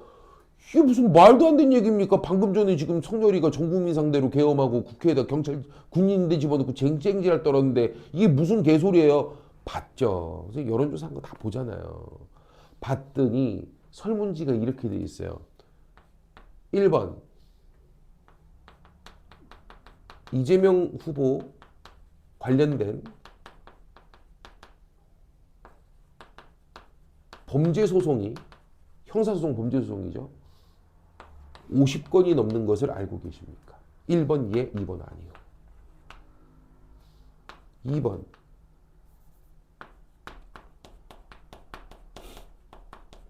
이재명 후보 허위사실 공표 관련된 1심 판결 유죄가 난 것을 알고 계십니까? 1번 예, 2번 아니요. 3번 당신은 어떤 대통령 후보를 가장 지지하십니까? 1번 이재명, 2번 김문수, 3번 뭔지 알겠어요? 이 여론조사에서 실제야 이거. 알았지? 그러면 김문수가 이겨요. 사람들은 어떻게 돼요? 바보거든요. 50개가 왜 범죄자네 이거. 나 몰랐어. 아니요. 알고 계십니까? 나 몰랐어 이거. 나쁜 놈인 것 같은데. 잠깐만 1심 뭐 유죄가 났다고? 나 몰랐는데. 이런 사람이었어? 나 이제는 못 찍어. 김문수. 내 말 이해되죠? 어떻게 유도하는지 알겠어요? 진짜 많아 이거. 얘기하잖아. 난 민주주의 안 좋아한다니까. 빨갱이라고 불러도 좋아. 그렇게 치면 소크라테스, 플라톤 다 빨갱이니까. 민주주의는 중우정치, 바보정치라고 싫어했거든. 나도 마찬가지야. 이게 정말 민중들이 똑똑해지지 않으면 민주주의 하면 안 돼. 20개월 애들도 이 수업 듣고 제대로 된 정치적 인식을 가질 수 있는 인문학적 소양을 갖추기 전까지는요. 알겠죠? 민주주의 하면 안 되는 거야. 근데 쟤네는 계산만 하려며. 사탐 안 해도 된다며, 니미를. 맞아, 틀려요. 맞죠? 그래 놓고 투표권 줄 거 아니야. 이게 뭐야, 이게 중우정치지, 이민주주의가. 이해돼요? 아니, 더하기 빼기는 전체 안 해도 돼. 왜 그걸 전 국민이 다 하고 있어? 우리는 그거 안 할 거거든. 근데 쟤는 정치할 거 아니야. 맞아요, 틀려요? 투표권 주지 말든가, 쟤네는. 알았지? 웃기는 거야. 나중에 확인해봐요. 진짜야, 이렇게 나왔어. 이래놓고 김문수가 이겼다. 이러고. 더 웃긴 거 보여줄까? 옛날에 이명박 대통령 정권 말기야. 그때 진짜 나쁜 짓 더럽게 많이 해가지고요. 자원외교 한다고 돈 갖다 퍼대. 그 이명박 형 그때 깜빵 갔었죠. 몰라요? 깜빵 갔었어요. 저축은행 사건 관련돼가지고 비리 사건으로. 당연히 대통령도 연루된 건데 현직이라서 깜빵을 안 가는 거였고 나중에 나와갖고 갔죠. 깜빵 갔죠. 하여간에 막판에 난리도 아니었어. 지지율이 20% 밑으로 떨어지네 만에 막 이거 얘기했었거든. 야, 지지율이 20% 밑으로 떨어지는 경우는 세계적으로 없어. 현 대통령 지지율이 20% 밑으로 떨어지는 건 전 국민 보는 앞에서 사람 죽이지 않는 이상 안 나오는 거야. 근데 그걸 성렬이가 해냈다? 10몇 프로까지 내려갔잖아. 알겠죠? 그 새끼 능력자야. 알겠지? 근데 어쨌든 그때 당시 그랬는데 갑자기 백분 토론에 명지대학교 교수가 한 사람이 나온 거야. 보수 패널로 나왔어요. 뭐라 그랬냐면 최근 지지율 보셨냐? 최근 국정 지지율 이명박 대통령 국정 지지율에서 지지가 60%가 넘게 나왔다. 국민들의 지금 여론을 지금 다들 왜곡하고 있는 거다. 알겠죠? 내가 납득이 안 되는 거야. 60%가 넘는다고? 무슨 씨발 그거 어디서 튀어나온 거야 그게? 봤죠. 그거 다 공개되게 돼 있거든요. 질문지가 이렇게 나와 있어요. 이명박 대통령 현 정권의 정책에 대해서 지지하십니까? 1번 매우 지지한다. 2번 지지하는 편이다. 3번 매우 지지하지 않는다. 알 것 같아? 여긴 매우 지지. 여긴 지지하는 편. 여긴 매우 지지하지 않는다. 그럼 잘 생각해봐. 사람의 성향이 어, 정말 좋아하는 사람들이나 정말 싫어하는 사람들은 많아요, 적어요? 그렇게 안 많아요. 알겠죠? 그러면 중간 어정 뛴 사람들은요, 잠깐만, 나는 그렇다고 매우 지지하지 않는 것까지는 아닌데 좀 아닌 것 같긴 한데, 그래도 지지하는 편 이걸로 찍어야 되겠는데? 이렇게 되는 거죠. 중간에 있는 사람들이 다 일로 들어가요. 그러니까 원래 이걸 제대로 물으려면 어떻게 물어야 됩니까? 1번 매우 지지한다. 2번 지지하는 편이다. 3번 보통. 4번 지지하지 않는 편이다. 5번 매우 지지하지 않는다. 이렇게 체크해가지고 얘는 지지, 얘는 지지하지 않는 거 이렇게 분류를 해야 될 거 아니야. 맞아요, 틀려요? 맞죠? 이렇게 해놓으면 이 중간이 다 어떻게 돼요? 지지하는 편이다로 다 들어가게 돼 있어요. 그리고 얘네 둘을 다 뭐로 넣는 거야? 지지로 넣는 거야. 뭔 짓 하는지 알겠냐? 그 명지대학교 가지 마. 그 쓰레기 학교. 그런 게 대학교 교수라고 그 밑에서 뭘 배우니? 알았지? 데모해야죠. 이런 거 하면. 교수가 가가지고 방송에서 이 지랄 떨면 학생들이 지랄 떨어야 돼요. 알겠죠? 다 뒤집어져 이렇게 하면 원래 웬만한 학교들은. 학생들도 가만히 있는 것도 웃기고요. 알았죠? 이걸 교수라고. 알겠죠? 학교에 가서 원래 교수들이 이 지랄 하잖아요. 교수 문 앞에다가 빨간 라카로 갖다 칠해버립니다. 물러나라 이러고. 알겠죠? 여론 왜곡하는 알겠죠? 물러나라 말이고. 선생님들도 교수님들 막 정신과 다니고 그랬어. 학생들이 하도 지랄해가지고. 알겠지? 뭐 하나 잘못하면 학생들이 막 빨간 락커로 갖다가 알겠죠? 막 저주하는 글만 막 써놓고 그러고도 네가 교수냐 말해가지고 막 그지? 허투루 못한다고 그렇게 해야. 어디 나와갖고 개소리를 떨어. 근데 대부분 사람들은 그렇고 교수라는 사람이 나와갖고 그러고 얘기하면 그런갑다 하는 거예요. 바보들이니까. 알았지? 이해됐죠? 니들은 똑똑해지세요. 그래서 유도 질문하거나 의도를 개입해서 질문하거나 이러면 안 되는 거예요. 다음. 성의 없는 답변 가능성이 있어요. 다시 뭐라고요?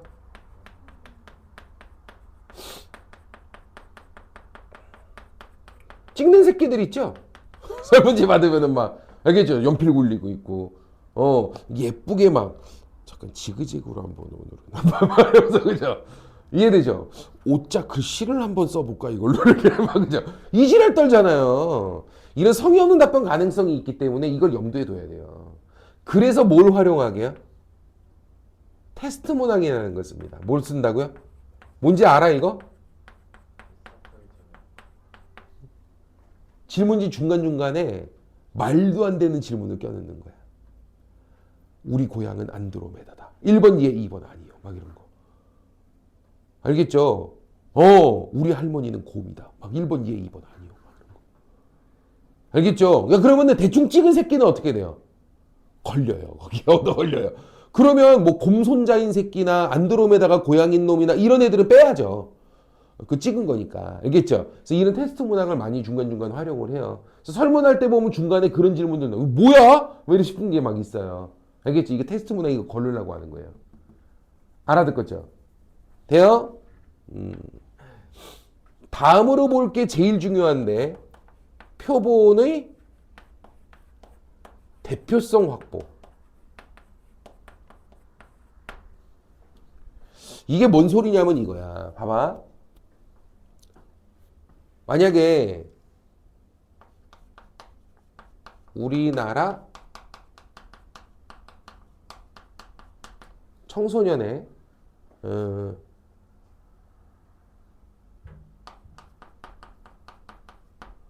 가출 경험에 대해서 조사하고 싶습니다. 몇 퍼센트가 가출한 경험이 있는지.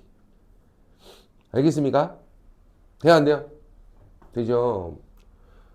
지금 이 연구 주제를 딱 보니까 우리나라 청소년의 가출 경험을 조사하고 싶은 거니까 우리나라 청소년이 바로 뭐야? 조사하고자 하는 주제 대상이죠. 조사하고자 하는 주제 대상은 우리나라 청소년이잖아요. 맞아요, 틀려요? 이거를 우리가 뭐라고 불러요? 모집단이라고 불러요. 뭐라고 한다고요? 모집단. 엄마 집단 이게 모집단이에요. 모집단. 알겠죠? 근데 중요한 건 이 모집단이 있죠. 이 집단을 다 조사하는 건 어려워요. 모집단을 다 조사하는 건 어려워요. 왜 그럴까요? 우리나라 총수는 어떻게 다 조사해요? 현실적으로 한계가 있죠. 근데 이걸 다 조사하는 건 우리가 무슨 조사라고 하냐면 전수조사라고 하거든. 뭐라고 한다고? 이걸 전수조사라 그래. 근데 전수조사는 어렵죠. 그죠? 비용도 엄청 들고 시간도 많이 걸리고. 그래서 이걸 다 조사하기가 현실적으로 힘들 때에는 표본을 뽑습니다. 뭘 뽑는다고? 전체 우리나라 청소년 이 모집단을 대표할 수 있는 표본을 딱 뽑아. 우리 왜 그런 거 있잖아. 불량품 조사 같은 거 할 때 물건이 한 10만 개 돼. 그럼 그거 다 뜯어볼 거야, 분량을? 그럴 수가 없잖아. 그러니까 이럴 때는 어떡합니까? 표본을 뽑아요. 알았죠? 그래서 중간중간에 한 100개 정도를 뽑아서 검사를 합니다. 근데 그 중에 한 개 분량 나와서 그러면 아, 여기 있는 이 물건 중에 1% 정도 분량이 있겠구나. 라고 추측하죠. 말뜻 이해됩니까? 샘플을 조사하라고 해요. 샘플 조사. 이해됩니까? 똑같은 거예요. 그 샘플 조사가 표본 조사야. 알겠습니까? 다 조사하기 어려울 때 보통 표본을 뽑아서 표본으로 조사를 하죠. 이해되냐? 근데 이 표본을 뽑을 때 표본이 뭐를 잘 대표할 수 있게 모집단을 잘 대표할 수 있게 여기는 모집단에 있는 여기서 몇 개 이렇게 뽑아갖고 표본으로 뽑아갖고 표본 조사를 할 때 이 표본이 어때? 모집단을 잘 대표할 수 있게끔 표본이 구성돼야 된다고. 이해됩니까? 그래서 표본이 모집단을 얼마나 정확하게 대표할 수 있는지 이걸 잘 우리가 가려내야 된다는 거야. 보통 질문지법은 전수조사할 때도 쓰이지만 표본조사할 때 쓰이는 경우가 많아요. 이때 표본을 잘 뽑지 않으면 이거 신뢰도가 떨어집니다. 예를 들면 이런 거야. 봐봐. 표본으로 뭘 뽑았냐면 우리나라 고등학생 1000명을 무작위로 뽑았어. 다시 뭐라고? 우리나라 고등학생 1000명을 무작위로 뽑았어. 그래가지고 요 표본으로 가출 경험 조사를 했단 말이야. 이해되죠? 이 표본은 이 모집단을 잘 대표합니까? 왜요? 왜 대표하지 못하죠?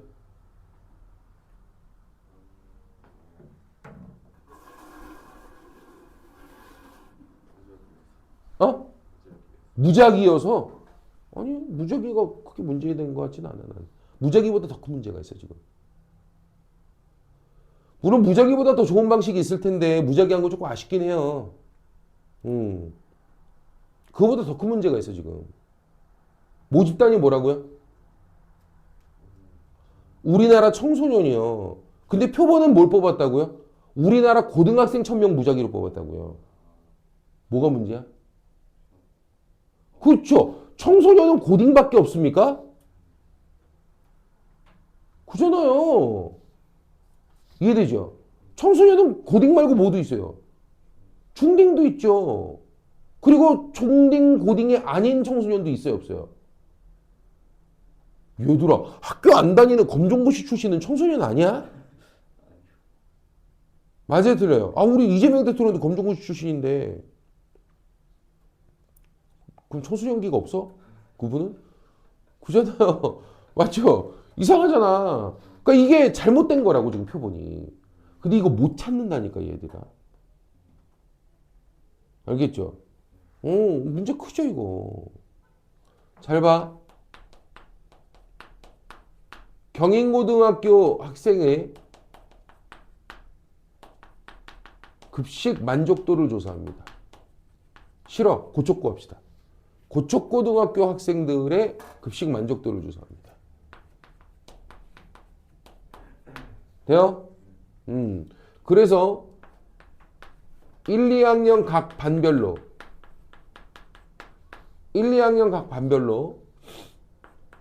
10명씩 뽑아서 총 200명을 표본으로 뽑았어.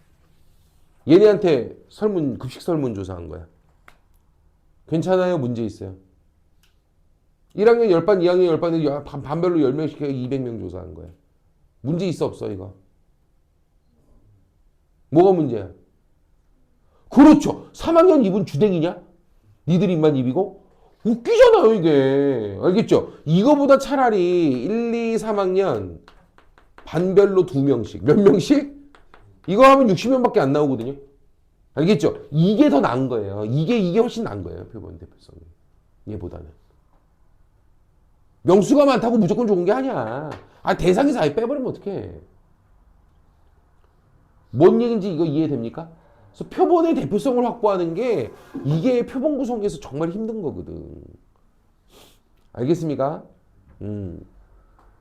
얘들아, 표본만 잘 구성하잖아요. 그러면 표본만 잘 구성해 놓으면 어때요? 진짜 한 1000명 정도만 뽑아도 우리나라 청소년을 대표할 수 있는 정확한 표본 나와요, 이거. 1000명으로도 충분하다니까. 표본만 잘 구성할 수 있으면.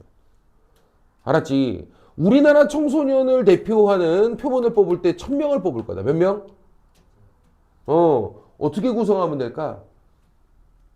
우리나라 수도권에 있는 청소년이 얼마나 될까요?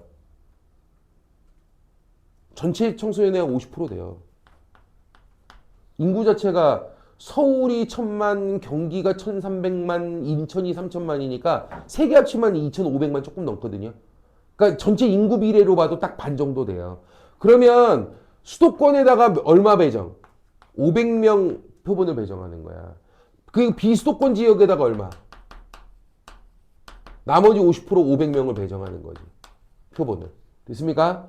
그 다음에 수도권 안에서도 서울, 경기, 인천 이렇게 있으면 서울이 경기가 여기 보면 경기가 딱 반이에요. 그러니까 여기도 250명이 배정돼야 돼요. 서울이 한 200, 여기가 550 정도 이렇게 딱 배정되면 돼요. 인구 비례가 그러니까. 이해됩니까?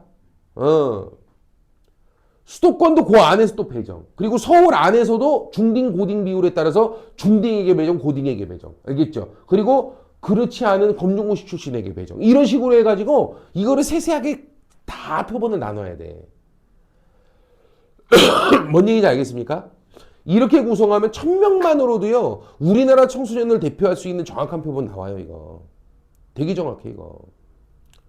무슨 얘기인지 알겠습니까? 알겠지? 근데 이 표본을 모집단을 잘 대표할 수 있게 이게 구성하는 게 그렇게 쉬운 일이 아니라는 거죠. 알겠습니까? 그 대표성을 확보하는 게 질문지법을 할 땐 관건이 되겠다. 알았지? 좋아요. 잠깐만 화장실 갔다 와서 면접법.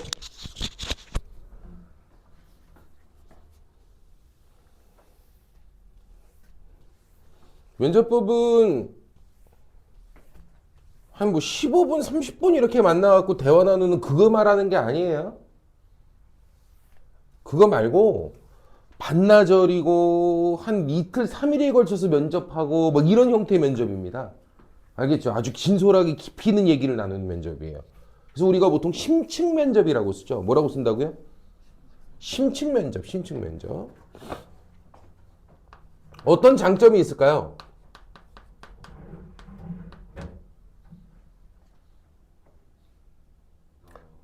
아주 깊이 있는 자료 수집이에요, 이거. 그지?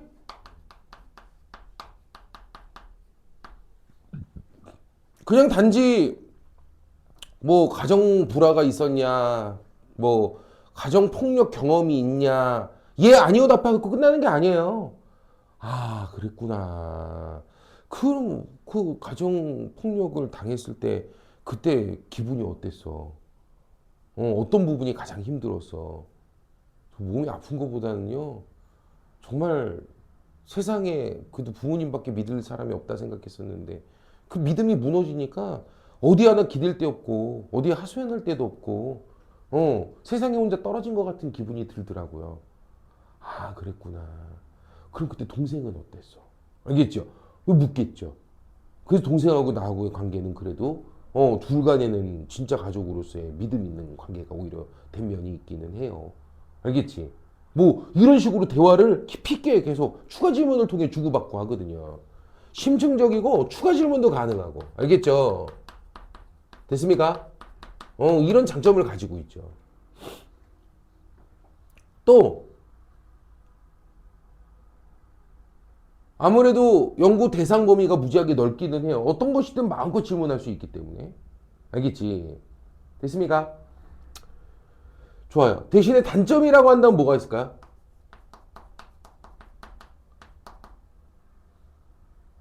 주관 개입 가능성이 너무 커요.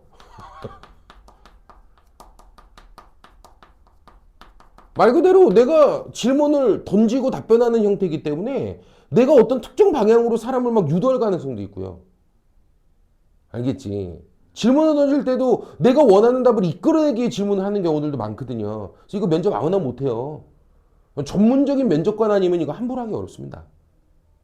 알아듣겠죠? 그래서 아무래도 나중에 이걸 녹음해가지고 내가 들으면서 분석할 때도 내가 직관으로 그냥 분석해버리거든요. 감정이입해버리고. 그렇기 때문에 주관개입 가능성이 너무나도 크다는 단점이 있죠. 바꿔 얘기하면 객관성이 떨어져요. 됐습니까? 시간이나 비용은 어때요? 많이 들어가죠. 비용도 꽤 많이 듭니다, 이거 하려면. 이해됩니까? 야, 그 대학교 교수들이 그 면접하는 거 그거 한 사람당 한 10분, 15분 하거든요. 근데 그거 하고도 힘들어갖고 죽으려고 그러죠. 힘들어요. 이거. 알겠지? 좋습니다. 다음 면접법을 우리가 활용할 때 반드시 유의해야 될 점이 있는데 면접법은 연구자와 연구 대상자 사이에 연구자와 연구 대상자 사이에 거리감이 매우 가까운 연구예요. 친밀도가 중요해. 둘 사이에 친밀도. 얘들아, 다른 연구는 질문지법, 실험법, 참여관찰법 이런 건요. 연구자가 연구 대상자들에게 어떤 영향도 끼치면 안 돼요. 어이, 질문지 하는데 옆에 가가지고 막 말 걸어. 뭐 하는 거야, 이게 지금? 말이 안 되는 거지. 막 친분 쌓으려고 그래. 뭐 한 짓이냐고, 이게. 알겠죠? 실험하는데 막 참여관찰하는데 막 개입해갖고 막, 알겠죠? 환승연애 참여관찰하고 있는데 내가 막 연애질하면 어떡하냐, 거기서. 맞아요, 틀려요. 이건 개입하면 안 되는 거야. 절대 친분 쌓거나 절대 대화하거나 하면 안 돼. 얘는 달라요. 친분이 쌓이기 전에는 제대로 답변이 나와야 안 나와요? 안 나와요. 야, 밑도 끝도 없이 애하고 아무런 친분도 안 쌓여 있는데 가출소년 데려다 놓고 처음에 딱 오자마자 너 왜 가출했어? 그럼 애가 뭐라 그러겠냐? 아이씨 뭔데요? 그러지, 그지? 막 때릴 수도 있어. 안 됩니다. 그렇게는 절대 답변이 나올 수 없어요. 친밀도가 쌓이고 신뢰가 쌓이고 이게 쌓여야지 답변이 나와요. 이해됩니까? 그래서 참 면접법 할 때는요. 절대 바로 면접 시작 안 해요. 처음에 친분 쌓는 시간이 존재해요. 알겠지? 네 가출 청소년 면접할 거면 어떻게 해야 될까? 선생님 같으면 낮 동안에는 같이 놀아주는 거야. 놀이동산 가자 그러면 되죠. 애들 놀이동산 좋아하잖아. 근데 중요한 건 가출한 마당에 뭔 놀이동산을 가겠어. 애가 돈도 어디 있고. 아저씨하고 가자. 아저씨 재밌게 태워줄게. 가는 거야. 알겠죠? 서로 깨깨거리고 좀 친분이 쌓였을 겁니다. 그죠? 저녁 때쯤 다 해질녘에 다 예쁜 놀이동산 앉아가지고 맛있는 거 먹으면서 한마디 하는 거야. 여기 와본 적 있어? 자연스럽죠? 그죠? 있겠어요? 없겠어요? 아, 놀이동산 와본 적이 없는 사람이 있을까? 너 가본 적 있어? 없어? 누구랑 갔어? 제일 처음? 뭐 고민해 이 새끼야. 엄마 아빠랑 갔지. 넌 누구랑 갔어? 그래, 뭐 이렇게 고민을 해. 놀이동산 제일 처음 엄마 아빠랑 가지 누구랑 가. 내가 지금 내 밑밥 깐 거야 지금. 와본 적 있어? 뭐 있겠지 당연히. 처음에 누구랑 와봤어? 그럼 나올 거 아니야. 엄마 얘기 나오지 바로. 그럼 질문 던지는 거야. 아, 엄마가 좀 자상하셨구나. 엄마 성향도 묻게 되고 자연스럽게. 알겠죠? 그러면서 얘기하는 거야. 왜 놀이동산 갔는데. 자연스럽잖아. 알았지? 이런 식으로 친밀도가 중요해. 그래서 여기 있는 모든 연구 방법들 중에서 연구자와 연구 대상자 사이의 친밀도나 거리감이 가장 가까운 연구고 그게 중요한 연구는 얘 하나밖에 없어요. 맨날 나와 이게 시험 문제로. 그래서 이해됩니까? 되죠? 그리고 면접법을 할 때는 장점 중에 요거 하나도 내가 더 써줄게. 뭐? 언어적인 제약이 얘도 없지는 않아요. 있긴 있어. 얘네들보다는 제약이 있긴 하죠. 언어 제약이 얘네 아예 없으니까 이쪽 거는. 근데 얘는 언어적 제약이 어때? 작은 편이죠. 다시 뭐라고요? 뭐에 비해서? 지문제에 비해서는 작은 편이죠. 말만 통하면 되니까.